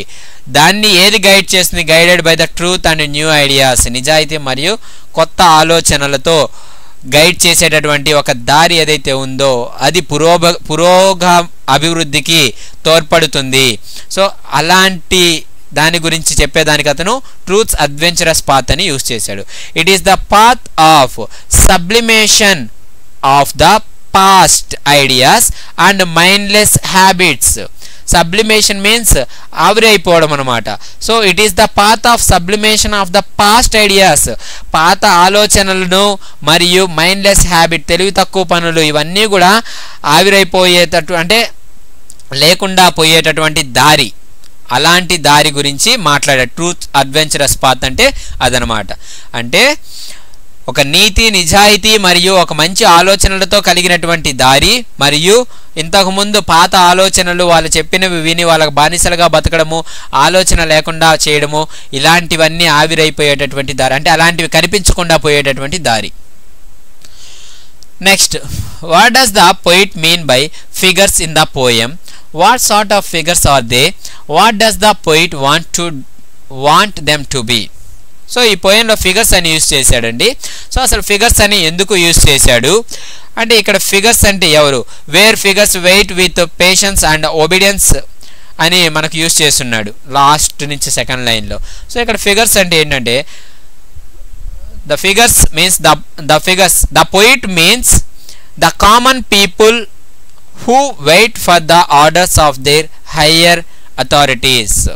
So by figures the poet means, figures అనే దాంతో poet ఏం చెప్పాలంటే the common people, మామూలుగా ప్రజలు ఎవరైతే ఉన్నారో వాళ్ళ గురించి, who wait for the orders of their higher authorities, ఎవరైతే వాళ్ళ పై అధికారుల యొక్క ఆర్డర్స్ కోసం ఎదురు చూస్తూ ఉంటారో, అంటే చెప్పండి ఏం చేయాలో చెప్పండి అని వాళ్ళు ఆర్డర్ ఇస్తే వీళ్ళు చేయడం కోసం అలా ఎదురు చూస్తుంటారు కదా, వాళ్ళని గురించి చెప్పేటప్పుడు ఫిగర్స్ అని యూజ్ చేశాడు. They are very patient and obedient but mindless figures who cannot act on their own. So వాళ్ళు చాలా ఓపికగా సహనంతో చాలా అనుకువగా ఉంటారు, బట్ మైండ్లెస్ ఫిగర్స్, వాళ్ళ ఓన్గా సొంతంగా ఎలాంటి ఆలోచన తీసుకోలేరు, ఎలాంటి పని చేయలేరు. The poet wants them to be mindful and act according to their will instead of miming that their master tells. వాళ్ళ మాస్టర్ చెప్పినట్టు నడుచుకునేది మానివేసి వాళ్ళ ఆలోచనలతో, వాళ్ళ సొంత ఆలోచనలతో మెలిగేలాగా ఉండే విధంగా పోయిట్ వాళ్ళని ఇన్స్ట్రక్ట్ చేస్తున్నాడు అనమాట, అలా ఉండండి అనేసి. Next, where figures wait with patience and obedience for the master of show. What does the poet means by this? So same అదే ఆన్సర్ రాయించింది అట్లాగా. Here the figures are common people. The poet means that they do not act independently. They are passive until they receive the orders. Passive means ఎదురు తిరగకుండా ఉండడం, అంటే చెప్పే వరకు అలాగే ఉండడం అనమాట. Passive until they receive the orders. They wait patiently and obediently for the orders of their master. Only the orders of the master kindles the activity in them. So ఎప్పుడైతే ఆయన ఆర్డర్ ఇస్తాడో అప్పుడే వీళ్ళు చలనం అనేది వస్తుంది, ఒక చైతన్యం అనేది వస్తుంది వీళ్ళల్లో. So that's it. Same answer అండి 4th to 5th కి almost. What does the shackles of slumber mean? How does it arrest the progression of life? So shackles of slumber అంటే ఏంటి, అది ఏ విధంగా దేశ పురోగాభివృద్ధి ఉంది కదా, జీవిత పురోగతి. సో ఇక్కడ ప్రోగ్రెషన్ ఆఫ్ లైఫ్ అన్నాడు, దేశం కాదు. సో జీవిత పురోగతి ఏదైతే ఉందో, అభ్యున్నత లేదా అభివృద్ధి అంటాం కదా, సో ఇది ఏదైతే ఉందో అది ఏ విధంగా, దానిని ఏ విధంగా ఈ షెకల్స్ ఆఫ్ స్లంబర్ అనేది నిలుపుదల చేస్తుంది, అడ్డుపడుతుంది అంటున్నారు. So the mother land fastens, FASTENS, fastens means కట్టివేయడం అనమాట, బంధించడం. So the mother land fastens itself to the shackles of slumber. So ఈ దేశం అనేది ఈ షెకల్స్ ఆఫ్ స్లంబర్తో కట్టివేయబడింది. షెకల్స్ ఆఫ్ స్లంబర్ అంటే ఏంటి అసలు అంటే సంఖ్యలతో బంధించి వేయడం అనమాట, అంటే దాస్య శృంఖలాలు అంటాం కదా, ఆ విధంగా బంధించి వేయబడింది అనమాట. ఓకే, ఒక నిద్రపోతున్నట్లుగా ఏదో తెలియని విధంగా ఎవరో చెప్తే కానీ చేసే వరకు మన వాళ్ళలో చైతన్యం రాదన్నమాట. సో ఒకరి కింద బానిసలుగా బతుకుతుందన్నమాట almost. Okay, so it is in deep sleep, అది చాలా గాఢమైన నిద్రలో ఉంది. అంటే మనం సొంతంగా బతకాలి, మనకు స్వాతంత్రం రావాలి అన్న ఆలోచనే రావట్లేదు అనమాట ఇక్కడ. It rest in darkness, so ఒక చీకటిలో, అంధకారంలో కూరుకుపోయింది. It means old mindless and futile traditions and customs that have changed the motherland, making it blind to progress. So it means old mindless, పాతకాలపు ఆలోచనలు మరియు futile traditions and customs. Futile FUTILE, futile means వ్యర్థం. So వ్యర్థమైనటువంటి ఆచార వ్యవహారాలు ఏవైతే ఉన్నాయో పాతకాలంటివి, అవన్నీ కూడా have changed the mother land, making it blind to progress. So అవన్నీ కూడా ఈ దేశాన్ని బంధించేస్తున్నాయి అండ్ ముందుకు కదలనీయకుండా ఒక గుడ్డిదానిలాగా ఆపేస్తున్నాయి. It is so trapped in the darkness that it doesn't want even to see the star that shines leading to progress. So అసలు ఎలా బంధించాయంటే చీకట్లోకి trapped బంధించేస్తున్నాయి అన్నమాట. చీకట్లో ఈ దేశాన్ని అసలు it doesn't want even to see the star. అసలు వెలుతుర్ని చూడాలని కూడా ఆలోచన లేదన్నమాట ఈ దేశానికి. That shines leading to progress. So ఏది ఎలాంటి స్టార్ అంటే ఒక ప్రోగ్రెస్, అభివృద్ధి చెందాలి, మేము మారాలి, ఓన్గా మా కాళ్ళపైన మేము బతకాలి అన్న ఆలోచన అసలు రావడం లేదనమాట వీళ్ళల్లో. And it sleeps over every progressive development. So అది నిద్రపోతుంది అసలు ఎలాంటి అభివృద్ధి అనేది లేకుండా. In other words the nation lakhs progress. In other words the nation lakhs progress. LACKS lakhs అంటే. సో ఇంకా చెప్పాలంటే అసలు దేశం అనేది ఈ పురోగతిలో ఆగిపోయింది, అసలు లేదు, ఎలాంటి పురోగతి అనేది లేదు. ఓకే, ఏదో వాళ్ళు చెప్తున్నారు చేస్తున్నాం అన్నట్టుగా బానిసలుగా బతుకుతూ ఉన్నారు. Next 7th question. Do you think we are all free from fear? So మీ ఉద్దేశంలో మనకంతా ఫ్రీడమ్ వచ్చింది అనుకుంటున్నారా? What kind of fears are haunting our mother land? So ఇంకా ఎలాంటి భయాలు మన దేశాన్ని వెంటాడుతూ ఉన్నాయి? దానికి ఆన్సర్గా we are not exactly free from fear. నిజంగా చెప్పాలంటే మనకి ఇంకా ఫ్రీడమ్ అనేది రాలేదు, భయం నుంచి మనకు ఫ్రీడమ్ అనేది రాలేదు. Everyone fears the future uncertainties of career, life etcetera. ప్రతి ఒక్కరికి వాళ్ళ జీవితం గురించి చాలా అనిశ్చితి అనేది నెలకొని ఉంది. సో చాలా అనిశ్చితి అంటే ఏం జరుగుతుందో ఏమో అన్నటువంటి భయం. The fear of poverty, corruption, pollution etcetera that hinder, HINDER, hinder means అడ్డు, hinder its development, haunt our motherland now.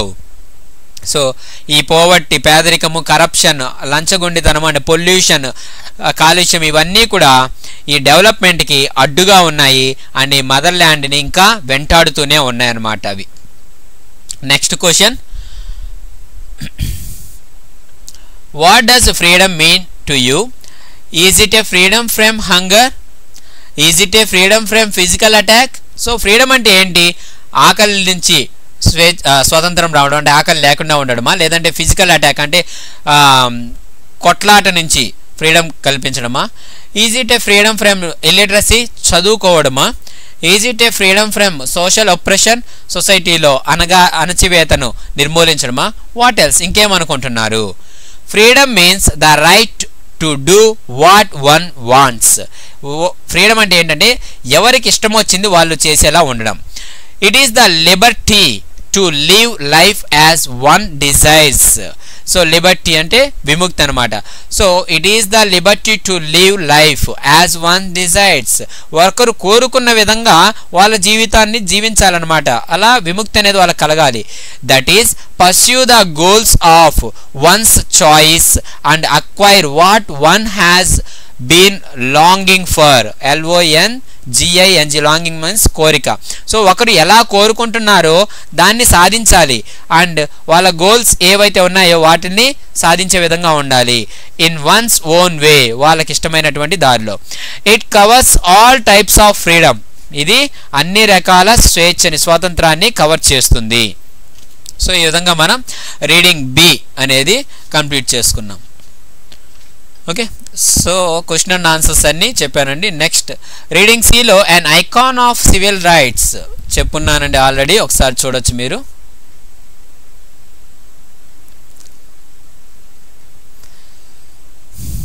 So ఈ ఐకాన్ ఆఫ్ సివిల్ రైట్స్లో ఏమిచ్చిన క్వశ్చన్ అండ్ ఆన్సర్స్ ఉంటాయి చూద్దాం.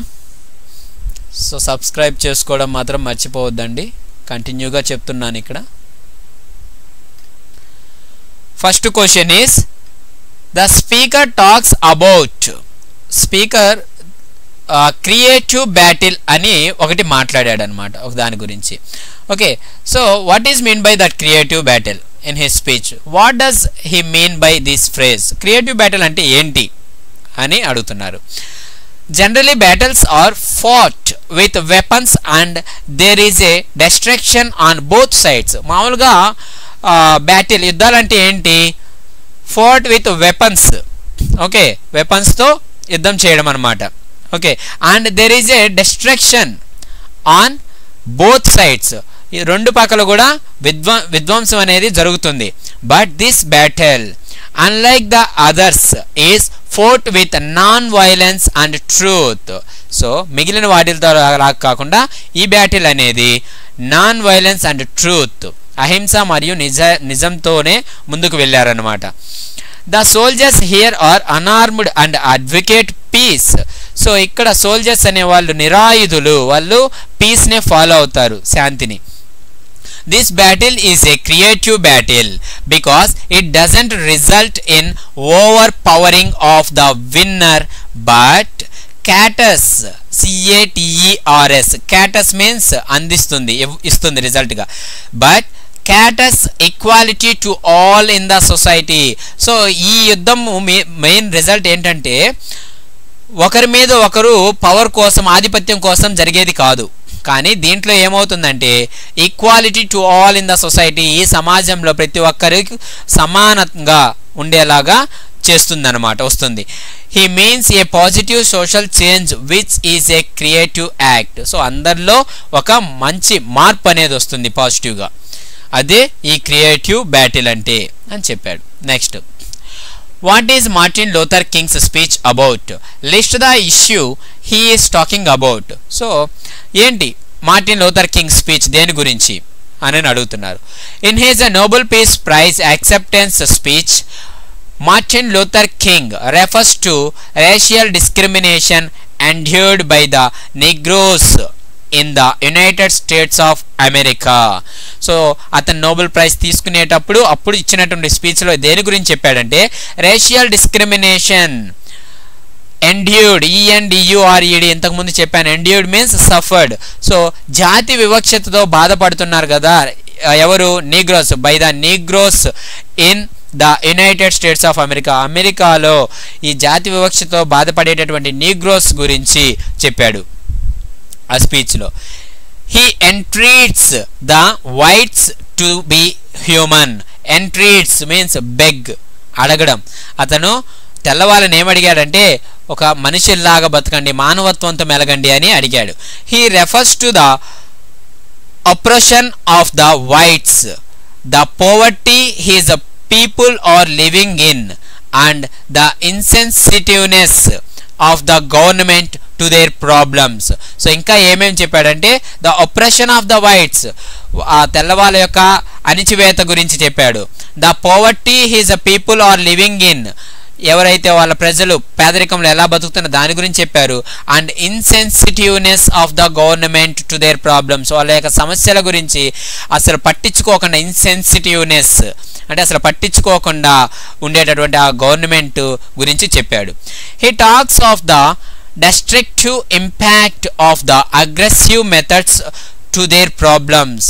అంతేకాకుండా అతను he talks of the destructive impact of the aggressive methods of war. సరే అండి, ఇందాక టు దేర్ ప్రాబ్లమ్స్ అని చెప్పాను, అది కాదు. So he talks of the destructive impact of the aggressive methods of war adopted by nations to maintain their supremacy.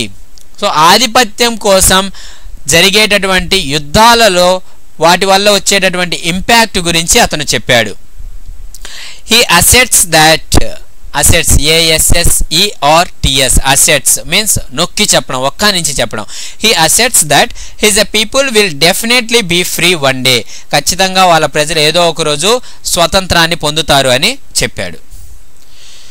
Next, do you think that this is an emotive speech? If yes, pick out the expressions that show that it is an emotive speech. ఇది ఒక emotional speech అనుకుంటున్నారా? అలా అనుకుంటే ఈ lesson నుంచి వాటిని indicate చేసేటటువంటి కొన్ని సెంటెన్సెస్ని చెప్పమన్నారు. సో ఇదంతా నేను లెసన్లో ఎక్స్ప్లెయిన్ చేశానండి, మళ్ళీ ఇక్కడ చెప్పలేను, నేను చెప్పడం లేదు. మీరు ఒకసారి లెసన్ వాచ్ చేయండి, ఈ లైన్స్కి మీనింగ్స్ మీకు బాగా అర్థమవుతాయి. ఫస్ట్ పాయింట్ ఏం రాస్తారంటే do you think that is an emotional speech అంటే yes it's an emotional speech అని చెప్పి కింద ఫస్ట్ పాయింట్ వచ్చి I am mindful that only yesterday in Birmingham Alabama our children crying out for brotherhood were answered with a fire hoses, snarling dogs and even death. So ఇదొక point.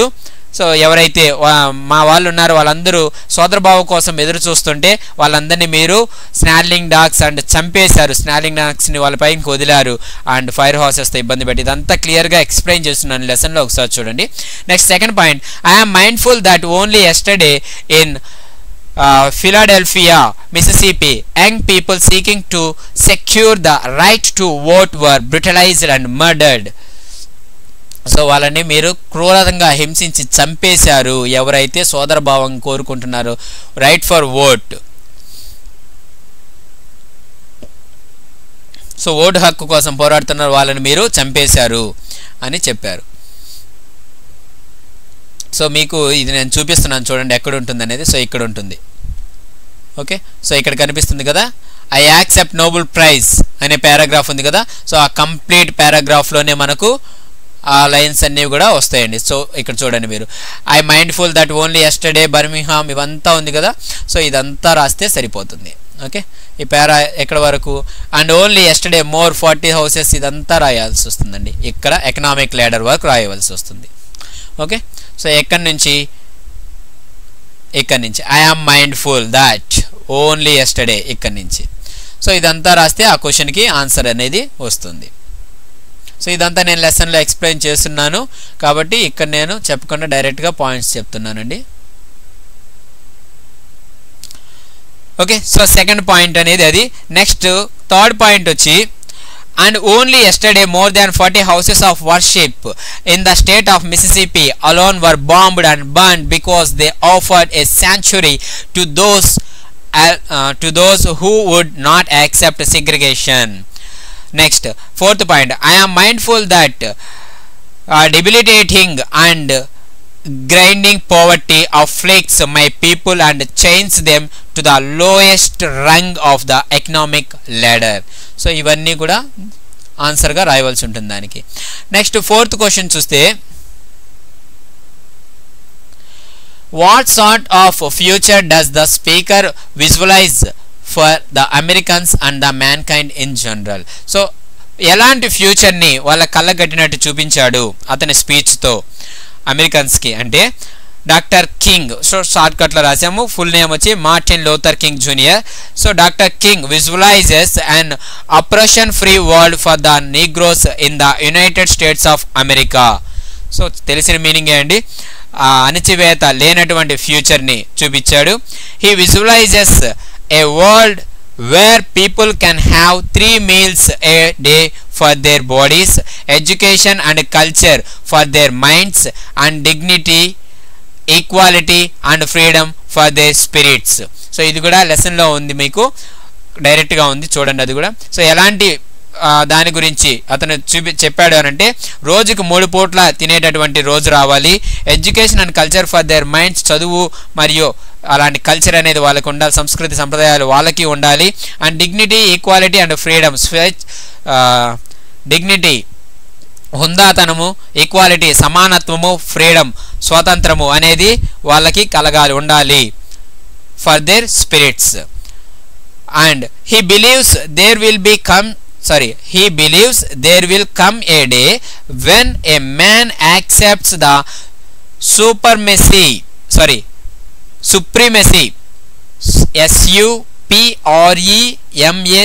supremacy means ఆధిపత్యం, supremacy of God and gives up war and bloodshed. So అతను ఏమి నమ్ముతున్నాడంటే, ఏదో ఒక రోజు మొత్తం అందరూ ఆ దేవుని యొక్క ఆధిపత్యాన్ని యాక్సెప్ట్ చేసే రోజు వస్తుంది, అండ్ ఈ వార్, యుద్ధాలు, ఈ రక్తపాతం ఇవన్నీ కూడా వదిలివేస్తారు అని నమ్ముతున్నాడు. Every man one day would be free from fear and enjoy freedom. ఏదో ఒక రోజు ఈ భయాన్ని వదిలేసి ప్రతి ఒక్కరూ స్వతంత్రాన్ని అనుభవిస్తారు అని చెప్తున్నాడు. దట్స్ ఇట్ అండి క్వశ్చన్ అండ్ ఆన్సర్స్. నెక్స్ట్ వొకాబులరీలో చూసుకుంటే, ఇక్కడ మనకు లెసన్లో ఇచ్చినటువంటి కొన్ని కీవర్డ్స్ ఉన్నాయండి. ఈ వర్డ్స్కి చాలా మీనింగ్స్ ఉంటాయి. వాటిల్లో ఆ లెసన్లో పర్ఫెక్ట్గా సూట్ అయ్యే మీనింగ్ ఏంటో మనల్ని ఐడెంటిఫై చేయమన్నాడు. అఫ్లిక్ట్ అంటే ఈ లెసన్లో సూట్ అయ్యేది మనకు కాజ్ పెయిన్. అఫ్లిక్ట్ అంటే కాజ్ పెయిన్, బాధ. Okay, next second one, beleaguered means humiliated అండి.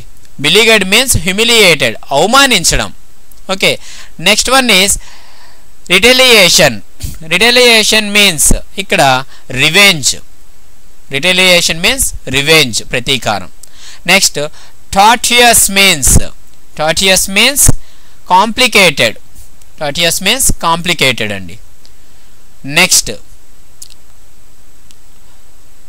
prostrate. Prostrate means lie flat. Prostrate means lie flat అంటే లొంగిపోవడం అన్నమాట, లోబడిపోవడం. లై ఫ్లాట్, లోబడిపోవడం. Next turmoil. Turmoil means confusion. Turmoil means a great confusion. Okay, గందరగోళానికి గురవడం. Next curator means person in charge. Curator means a person in charge. Okay, so next one, second Roman lo,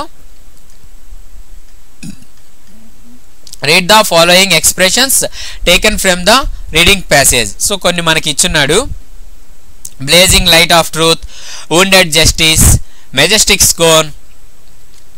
So la ichi do they have any specific meaning? వీటికి ఏమన్నా సపరేట్గా ఒక meaning ఉందనుకుంటున్నారా? And why does speaker use such an expressions? ఎందుకు అలాంటివి use చేశారు అనుకుంటున్నారు అంటే, the above phrases are figurative expressions. వీటిని ఫిగరేటివ్ ఎక్స్ప్రెషన్స్ అంటాం అనమాట. అంటే మనకు ఫిగర్స్ ఆఫ్ స్పీచ్లో యూజ్ చేస్తాం కదా, అలాగా కంపేర్ చేస్తూ. They mean a word or a phrase used in different way from its usual meaning in order to create a particular mental image. So వీటిని ఎందుకు యూజ్ చేస్తారు అని అంటే, కరెక్ట్గా ఆ ఆలోచన అనేది మైండ్లో ఫిక్స్ చేయడం కోసం, వాళ్ళకి కరెక్ట్ ఇమేజ్ని కళ్ళకు కట్టినట్టు చూపించడం కోసం వీటిని యూజ్ చేస్తారు. or effect to add interest to a speech or a writing. So ఆ స్పీచ్కి చాలా ఇంట్రెస్ట్ అనేది, ఎఫెక్ట్ అనేది క్రియేట్ చేయడం కోసం వాటిని యూజ్ చేస్తారు. Next here the two words that convey opposite meaning are combined together to get a positive meaning. ఇక్కడ రెండు ఆపోజిట్ వర్డ్స్ని కంబైన్ చేస్తున్నారు. చూడండి, మెజెస్టిక్ స్కార్న్ అన్నారు, ఆ రెండు ఆపోజిటే. వూండెడ్ జస్టిస్ అన్నారు. సో వూండెడ్ ఏంటి, జస్టిస్ ఏంటి, ఆ రెండు ఆపోజిట్ వర్డ్స్. సో ఈ విధంగా ఆపోజిట్ వర్డ్స్ని కలిపి ఒక పాజిటివ్ మీనింగ్ని క్రియేట్ చేస్తారు. Next, now read the passage once again and pick out the figurative expressions. మళ్ళీ ఒకసారి చదివి దాంట్లో ఉన్నటువంటి ఫిగరేటివ్ ఎక్స్ప్రెషన్స్ని ఫైండ్ అవుట్ చేసి వాటి మీనింగ్స్ని ఫైండ్ అవుట్ చేయమన్నాడు. Meanings of all the expressions including the ones given above. పైన ఇచ్చినవి కూడా మనం మీనింగ్స్ని రాయమని చెప్పాడు. So first one is starless midnight. First one is starless midnight. దాని మీనింగ్ ఏంటంటే పెసిమిజం. PESSIMISM. పెసిమిజం మీన్స్ నిరాశావాదం. నిరాశావాదం అనమాట, ఇంకా చేయలేమనేసి ఆడిపోవడం. స్టార్లెస్ మిడ్ నైట్తో పోల్చాడు దాన్ని. Next second one is creative turmoil. Creative turmoil అంటే ప్రొడక్టివ్ డిస్టర్బెన్స్ ఆర్ రెవల్యూషన్. సింపుల్గా పెట్టుకొని సరిపోయింది, రెవల్యూషన్ అనమాట. Creative turmoil means revolution. Okay, next third one is unarmed truth. Unarmed truth means non violence. Unarmed truth means non violence. Next fourth one creative battle. Creative battle means non violent struggle. ఇందాక explanation కూడా ఇచ్చాం దీని గురించి క్వశ్చన్లో, non violent struggle. Next wounded justice. Wounded justice means people fighting for justice attacked. So న్యాయం కోసం పోరాడేటువంటి ప్రజలు తిరుగుబాటు చేయడం అనమాట, అటాక్ చేయడం.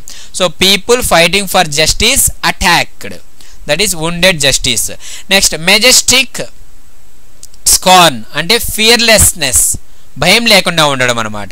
Next blazing light of truth అంటే నాక్డ్ ట్రూత్, నగ్న సత్యం అంటాం కదా అది.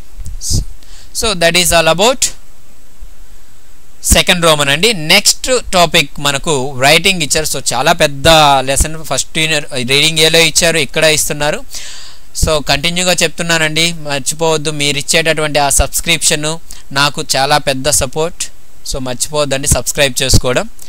సో రైటింగ్లో చూస్తే మనకు you have listen to a speech delivered by Subhash Chandra Bose and read a speech of Martin Luther King. వీడిద్దరిది మనం చదివామన్నమాట, మార్టిన్ లూథర్ కింగ్ది అండ్ సుభాష్ చంద్ర బోస్ది. Now let's analyse their speeches, discuss the following questions. So ఈ క్వశ్చన్స్ని డిస్కస్ చేయమని వాళ్ళ స్పీచెస్ని కంపేర్ చేస్తూ. How do they begin they speeches, ఎలా స్టార్ట్ చేశారు? They addresses the listeners and start with a personal touch. Okay, అది రాస్తే సరిపోతుంది. లిజనర్స్ ఎవరైతే ఉన్నారో వాళ్ళని అడ్రస్ చేస్తూ కొద్దిగా పర్సనల్ టచ్ ఇస్తూ వాటికి స్పీచ్ ఇచ్చారు.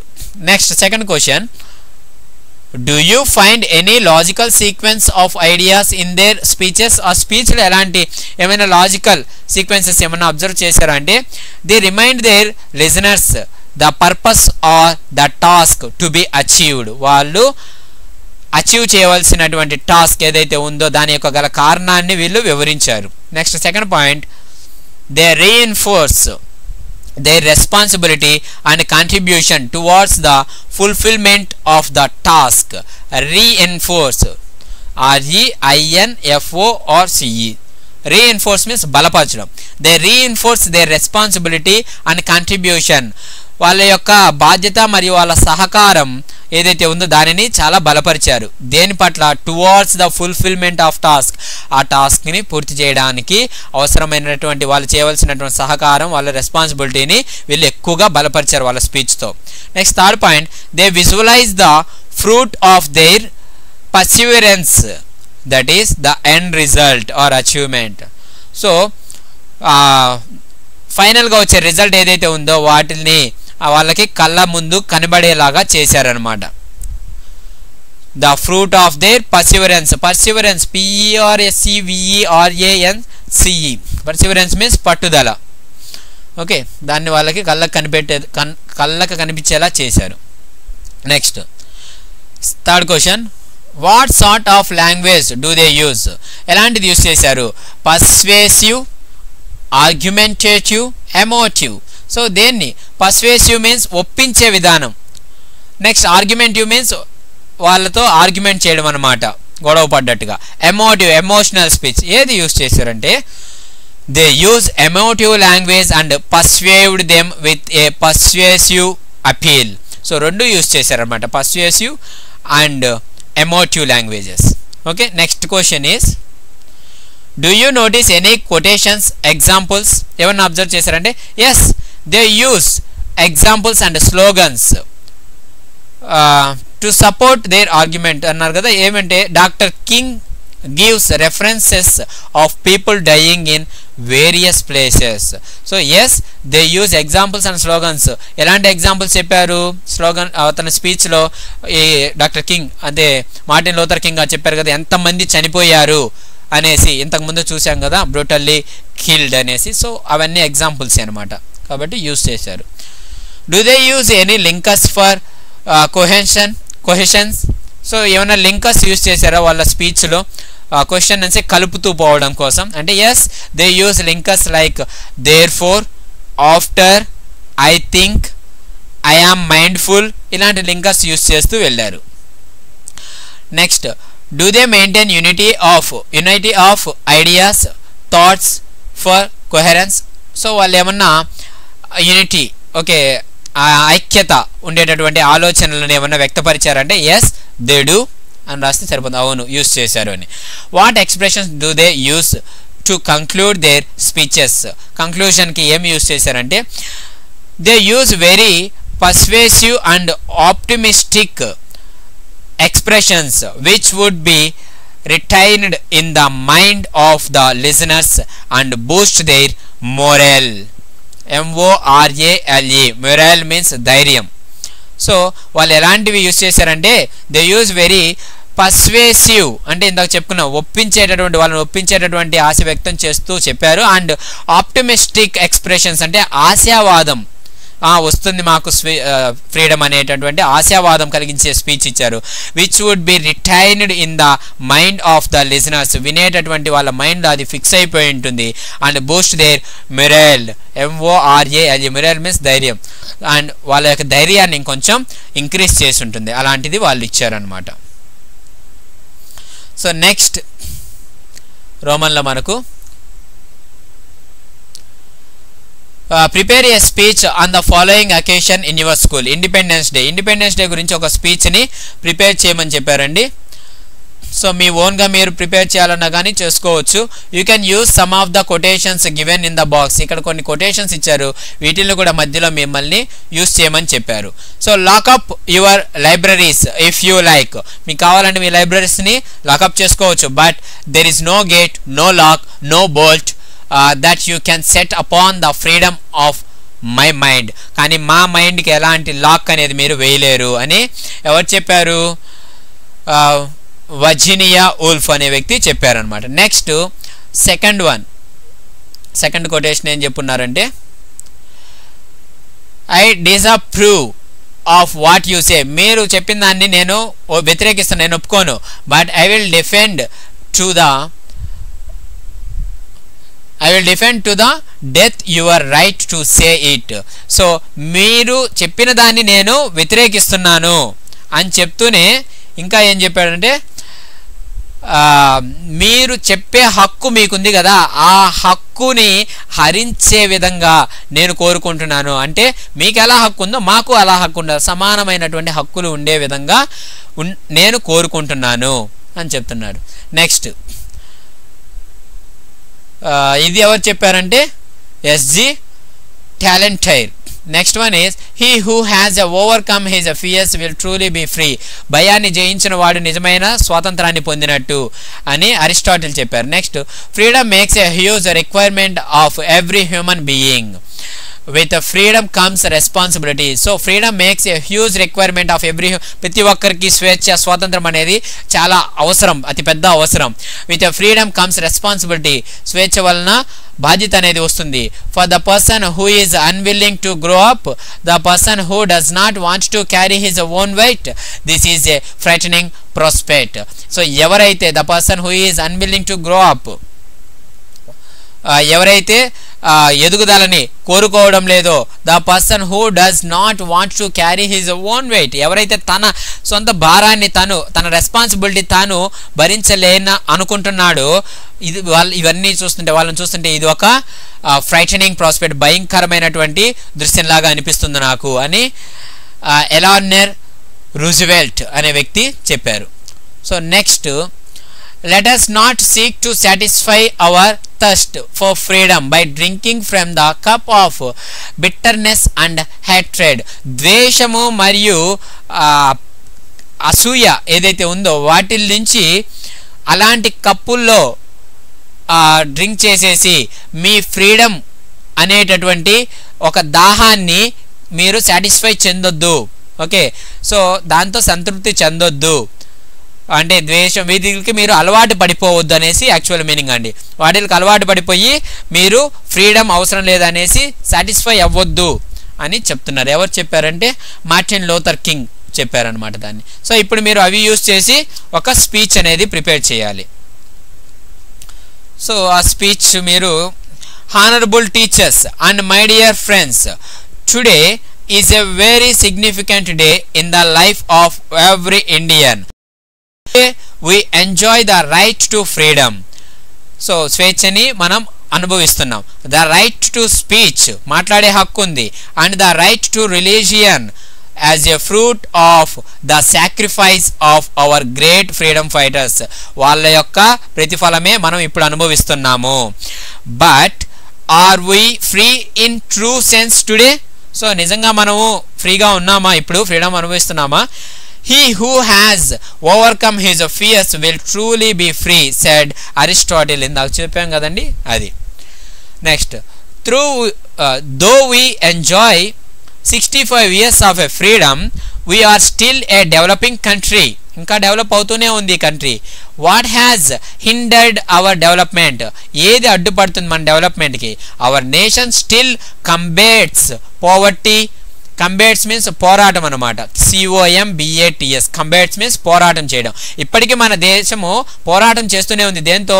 Poverty, unemployment, corruption and the fear of lagging behind in the economic race. ఇంకా ఆర్థిక పరంగా మనం వెనుకబడే ఉన్నాము. వీటన్నిటితో పోరాటం చేస్తుంది. We usually blame one another for this slow development, But friends, I would like to remind you what Eleanor Roosevelt said. So మనం ఒకరినొకరు బ్లేమ్ చేసుకుంటాం, ఇది వాళ్ళ వల్ల వీళ్ళు తప్పు చేస్తున్నారని, ఈ డెవలప్మెంట్ కాకుండా స్లో డెవలప్మెంట్ కారణంగా. కానీ ఎలెనర్ రూజ్వెల్ట్ ఇందాక చూసాం కదండి, సో ఇక్కడే కనిపిస్తుంది మీకు పైన. సో అతను చెప్పినటువంటి ఆ కొటేషన్ ఇక్కడ మెన్షన్ చేస్తాం అన్నమాట. మనం కొటేషన్స్ పెట్టి freedom makes a huge requirement of every human being. With freedom comes responsibility for the person who is unwilling to grow up, the person who does not want to carry his own weight. This is a frightening prospect అనేది అక్కడ రాస్తే సరిపోతుంది. నాకు explanation ఇచ్చాను దీని గురించి మీకు. Next, so friends, I believe each and every individual should take up the responsibility of fighting against these obstacles that hander the development of our country. So కాబట్టి ప్రతి ఒక్కరూ రెస్పాన్సిబిలిటీగా తీసుకొని ఈ డెవలప్మెంట్కి అడ్డు ఏదైతే ఉందో వాటికి అగైనెస్ట్గా పోరాటం అనేది చెయ్యాలి. And fulfil the dreams of our freedom fighters who shed their blood for our sake. ఎవరైతే మన కోసం వాళ్ళ రక్తాన్ని చిందించారో వాళ్ళ కలలను మనం సాకారం చెయ్యాలి. Thank you all for giving me this opportunity. That's it అండి. సో నెక్స్ట్ చూస్తే ప్రాజెక్ట్ వర్క్ ఇచ్చున్నారండి. ఈ ప్రాజెక్ట్ వర్క్లో ఈ టేబుల్, సో ఇది చూడండి, ఇంకా collect information about a great leaders గురించి who fought for the freedom of our country. Arrange the information in the table given below. ఆ టేబుల్లో ఫిల్ చేయమన్నారు. దానికన్నా ముందు ఇంకా ఏమిచ్చారంటే discuss in groups and write down the questions you will need to get the information. So ఎలాంటి ఇన్ఫర్మేషన్ని పొందాలి అనే దానికి కొన్ని క్వశ్చన్స్ ఫ్రేమ్ చేయమన్నాడు. ఫస్ట్ ఎలాంటి questions? First one is what is the name of the leader, ఒక question. What are the personal details like year of birth, death, birth place etcetera, అదొక question. What is the movement that the leader took part, ఏ మూమెంట్లో అతను leading చేశాడు, ఓ పార్ట్గా వ్యవహరించాడు, భాగస్వాములు అయ్యాడు. Next question, what are the hardships or pains they faced, ఎలాంటి కష్టాలను అనుభవించాడు. Next, what are the great qualities in them, ఏంటి వాళ్ళలో ఉన్నటువంటి గొప్ప వ్యక్తిత్వము అనేసి. ఇవన్నీ ఇలాంటి 5 క్వశ్చన్స్ మీరు రాయవలసి ఉంటుంది. నెక్స్ట్ దానికి on the basis of the information collected in the table below right a brief biographical sketch of any one of them and present it before others in the class. So ఆ table fill చేశాక వీళ్ళల్లో ఎవరో ఒకరి గురించి కొద్దిగా information biographical sketch రాయవలసి ఉంటుంది. So చూద్దాం. First, name of the leader Bhagat Singh. Date of birth 27/9/1907.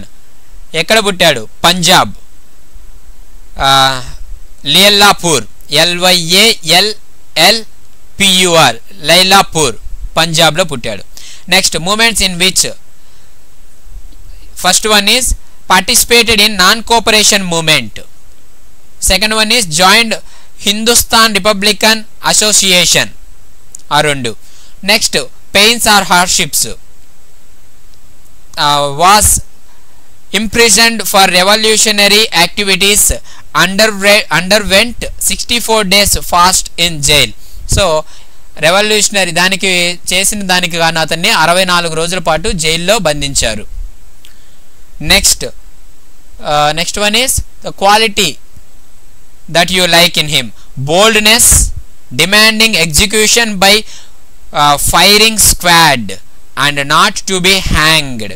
So ఉరి వెయ్యకూడదు అనేటటువంటి దానికోసం అతను డిమాండ్ చేస్తూ బై ఫైరింగ్ స్క్వాడ్, ఒక బృందంతో అతను ఒక నినాదాన్ని ముందుకు తీసుకెళ్ళాడు అనమాట. సో అది మరి అతని యొక్క బోల్డ్నెస్ అంటే నాకు ఇష్టము అని రాస్తే సరిపోతుంది. Next, freedom fighter Sarojini Naidu. So birth place Hyderabad, date 13/2/1879. Next, movement joined Indian national movement, civil disobedience movement, civil disobedience మూమెంట్లో మరియు ఇండియన్ నేషనల్ మూమెంట్లో పార్టిసిపేట్ చేసినారు ఆమె. Next, pains or hardships, fought against the barriers of religion. So ఈ రిలీజియన్కి సంబంధించినటువంటి ఆ barriers అడ్డంకులు ఏవైతే ఉన్నాయో వాటి కోసం పోరాడింది. Next the qualities you like awakened women. So నిజంగా ఈమె ఒక గొప్ప ఉమెన్, చైతన్యవంతురాలు. And brought them out of kitchen established self esteem in Indian women. Self కాన్ఫిడెన్స్ని గ్రోత్ చేసినటువంటి ఉమెన్ భారతదేశ స్త్రీలలో. Next person is Lala Lajpat Rai, born in 1865. ఇక్కడ దుడికేలో, ఓకే, పంజాబ్లో పుట్టారు ఇతను కూడా. Next movement Gandhiji's non cooperation movement. Next pains received lathi blows on his chest in the procession in Lahore against Simon Commission. SIMON Simon Commission. So ఈ Simon కమిషన్కి అగైనెస్ట్గా అతను లాహోర్లో ఒక procession, ఒక ర్యాలీ చేస్తున్నప్పుడు లాఠీ దెబ్బలని తిన్నాడనమాట చెస్ట్ మీద. సో ఆ దెబ్బలకి అతను ఒక 20 రోజుల్లోనే చనిపోయాడనమాట. అంత గొప్ప వ్యక్తి. Next the qualities that you like in him is he was a fighter championed every cause with a passion. ఒక గొప్ప ధోరణితో, కోరికతో అతను ఫైట్ చేస్తాడనమాట. గొప్ప ఛాంపియన్ అతను. ఓకే, సో ఇప్పుడు ఒకరి గురించి రాయమన్నారు కాబట్టి మీరు ఎవరి గురించైనా రాయవచ్చు. ఓకే, సరోజినీ నాయుడు గారి గురించి మీకు 6th క్లాస్లో ఉంది, చాలా చెప్పున్నాను ఆమె గారి గురించి. అంటే లాలా లజపతి రాయ్ గారి గురించి కూడా రాయాలంటే.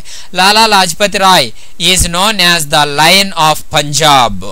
He was born in 1865 in Dudike, Punjab, in a respectable Hindu ఫ్యామిలీలో జన్మించారు. He studied law in Lahore, law చదివారు ఆయన లాహోర్లో. While a student, he took active part in the activities of Arya Samaj Society. స్టూడెంట్గా ఉన్నప్పుడే ఆర్య సమాజ్ సొసైటీలో ఇతను వాళ్ళు చేసే ప్రతి పనిలో ఇతను ఒక భాగస్వాముడు అయ్యేవాడు. He joined it in 1882లో దాంట్లో జాయిన్ అయ్యాడు అతను Arya సమాజ్లో. His struggle for freedom was a permanent source of inspiration for years. So అతను చేసినటువంటి ఫ్రీడమ్ కోసం అతను పడ్డ కష్టం అనేది ఎప్పటికీ గుర్తుండిపోతుంది అనమాట. చాలామందికి ఇన్స్పిరేషన్గా నిలిచింది అది. He was an ardent social reformer, ARDENT, ardent social reformer అంటే తీవ్రమైనటువంటి సామాజిక సంస్కర్త అంటాము కదా. సో సంఘ సంస్కర్త, సామాజిక సంస్కర్త, సో అలాగనమాట అతను సామాజిక సంస్కర్త. He founded the Indian Home Rule League of America in October 1917. 1917లో అతను Indian home rule league of America అనే దాన్ని స్టార్ట్ చేశాడు. He returned to India in 1920 as a great hero. 1920లో అతను ఇండియాకి తిరిగి వచ్చారు అమెరికా నుంచి. Next he fearlessly championed every cause very passionately. So CAUSE cause, very passionately, ప్రతి ఒక్క దాన్ని కూడా అతను చాలా కోరికతో, ఇష్టంతో గెలిచేవాడు అనమాట, భయం లేకుండా. Next he lead A procession in Lahore on October 30, 1928 to boycott the Simon commission. So ఇందాక చెప్పుకున్నాం కదండి, ఆ విధంగా సైమాన్ కమిషన్ని బాయ్కాట్ చేయాలంటూ అతను ఒక ప్రొసెషన్, PROCESSION ప్రొసెషన్ని లీడ్ చేశాడు లాహోర్లో. He received lathi blows, BLOWS blows on his chest, ఇక్కడ దెబ్బలు తిన్నాడు. As a result he passed away on November 17, 1928. So దానివల్ల అతను November 17, ఎప్పుడు స్టార్ట్ చేశాడు ఆ ప్రొసెషన్? October 30వ తేదీ. సో అది జరిగిన తర్వాత 17 రోజులకే అతను దెబ్బలు తినడం వల్ల చనిపోయాడు అనమాట. So this is all about the final last unit of 9th class textual grammar అండి. సో ఇవన్నీ మీకు అర్థమయ్యాయి అనుకుంటాను అండ్ మీకు అన్నీ ఇవి యూస్ఫుల్ అనుకుంటాను. సో ఇంత కష్టపడి చెప్పినందుకు దయచేసి సబ్స్క్రైబ్ చేసుకోవడం మర్చిపోవద్దండి. అండ్ మీ ఫ్రెండ్స్ అందరికీ కూడా వీడియోస్ను షేర్ చేయండి. ప్లేలిస్ట్ నా నేమ్ పైన క్లిక్ చేయండి, కింద వీడియో కింద యారో వెంకటేష్ పైన నా ఛానల్ ఓపెన్ అవుతుంది, పైన హోమ్ వీడియో ప్లేలిస్ట్ ఉంది. ప్లేలిస్ట్లోకి వెళ్తే ప్రతి ఒక్క వీడియో మీకు క్లాస్ వైజ్గా ఫోల్డర్స్ ఉంటాయి, lessons, textual grammar and individual grammar folders అన్నీ ఉన్నాయి. అన్నీ చూడండి, అందరికీ షేర్ చేయండి. Thank you for watching my videos. This is Venkatesh యారవా.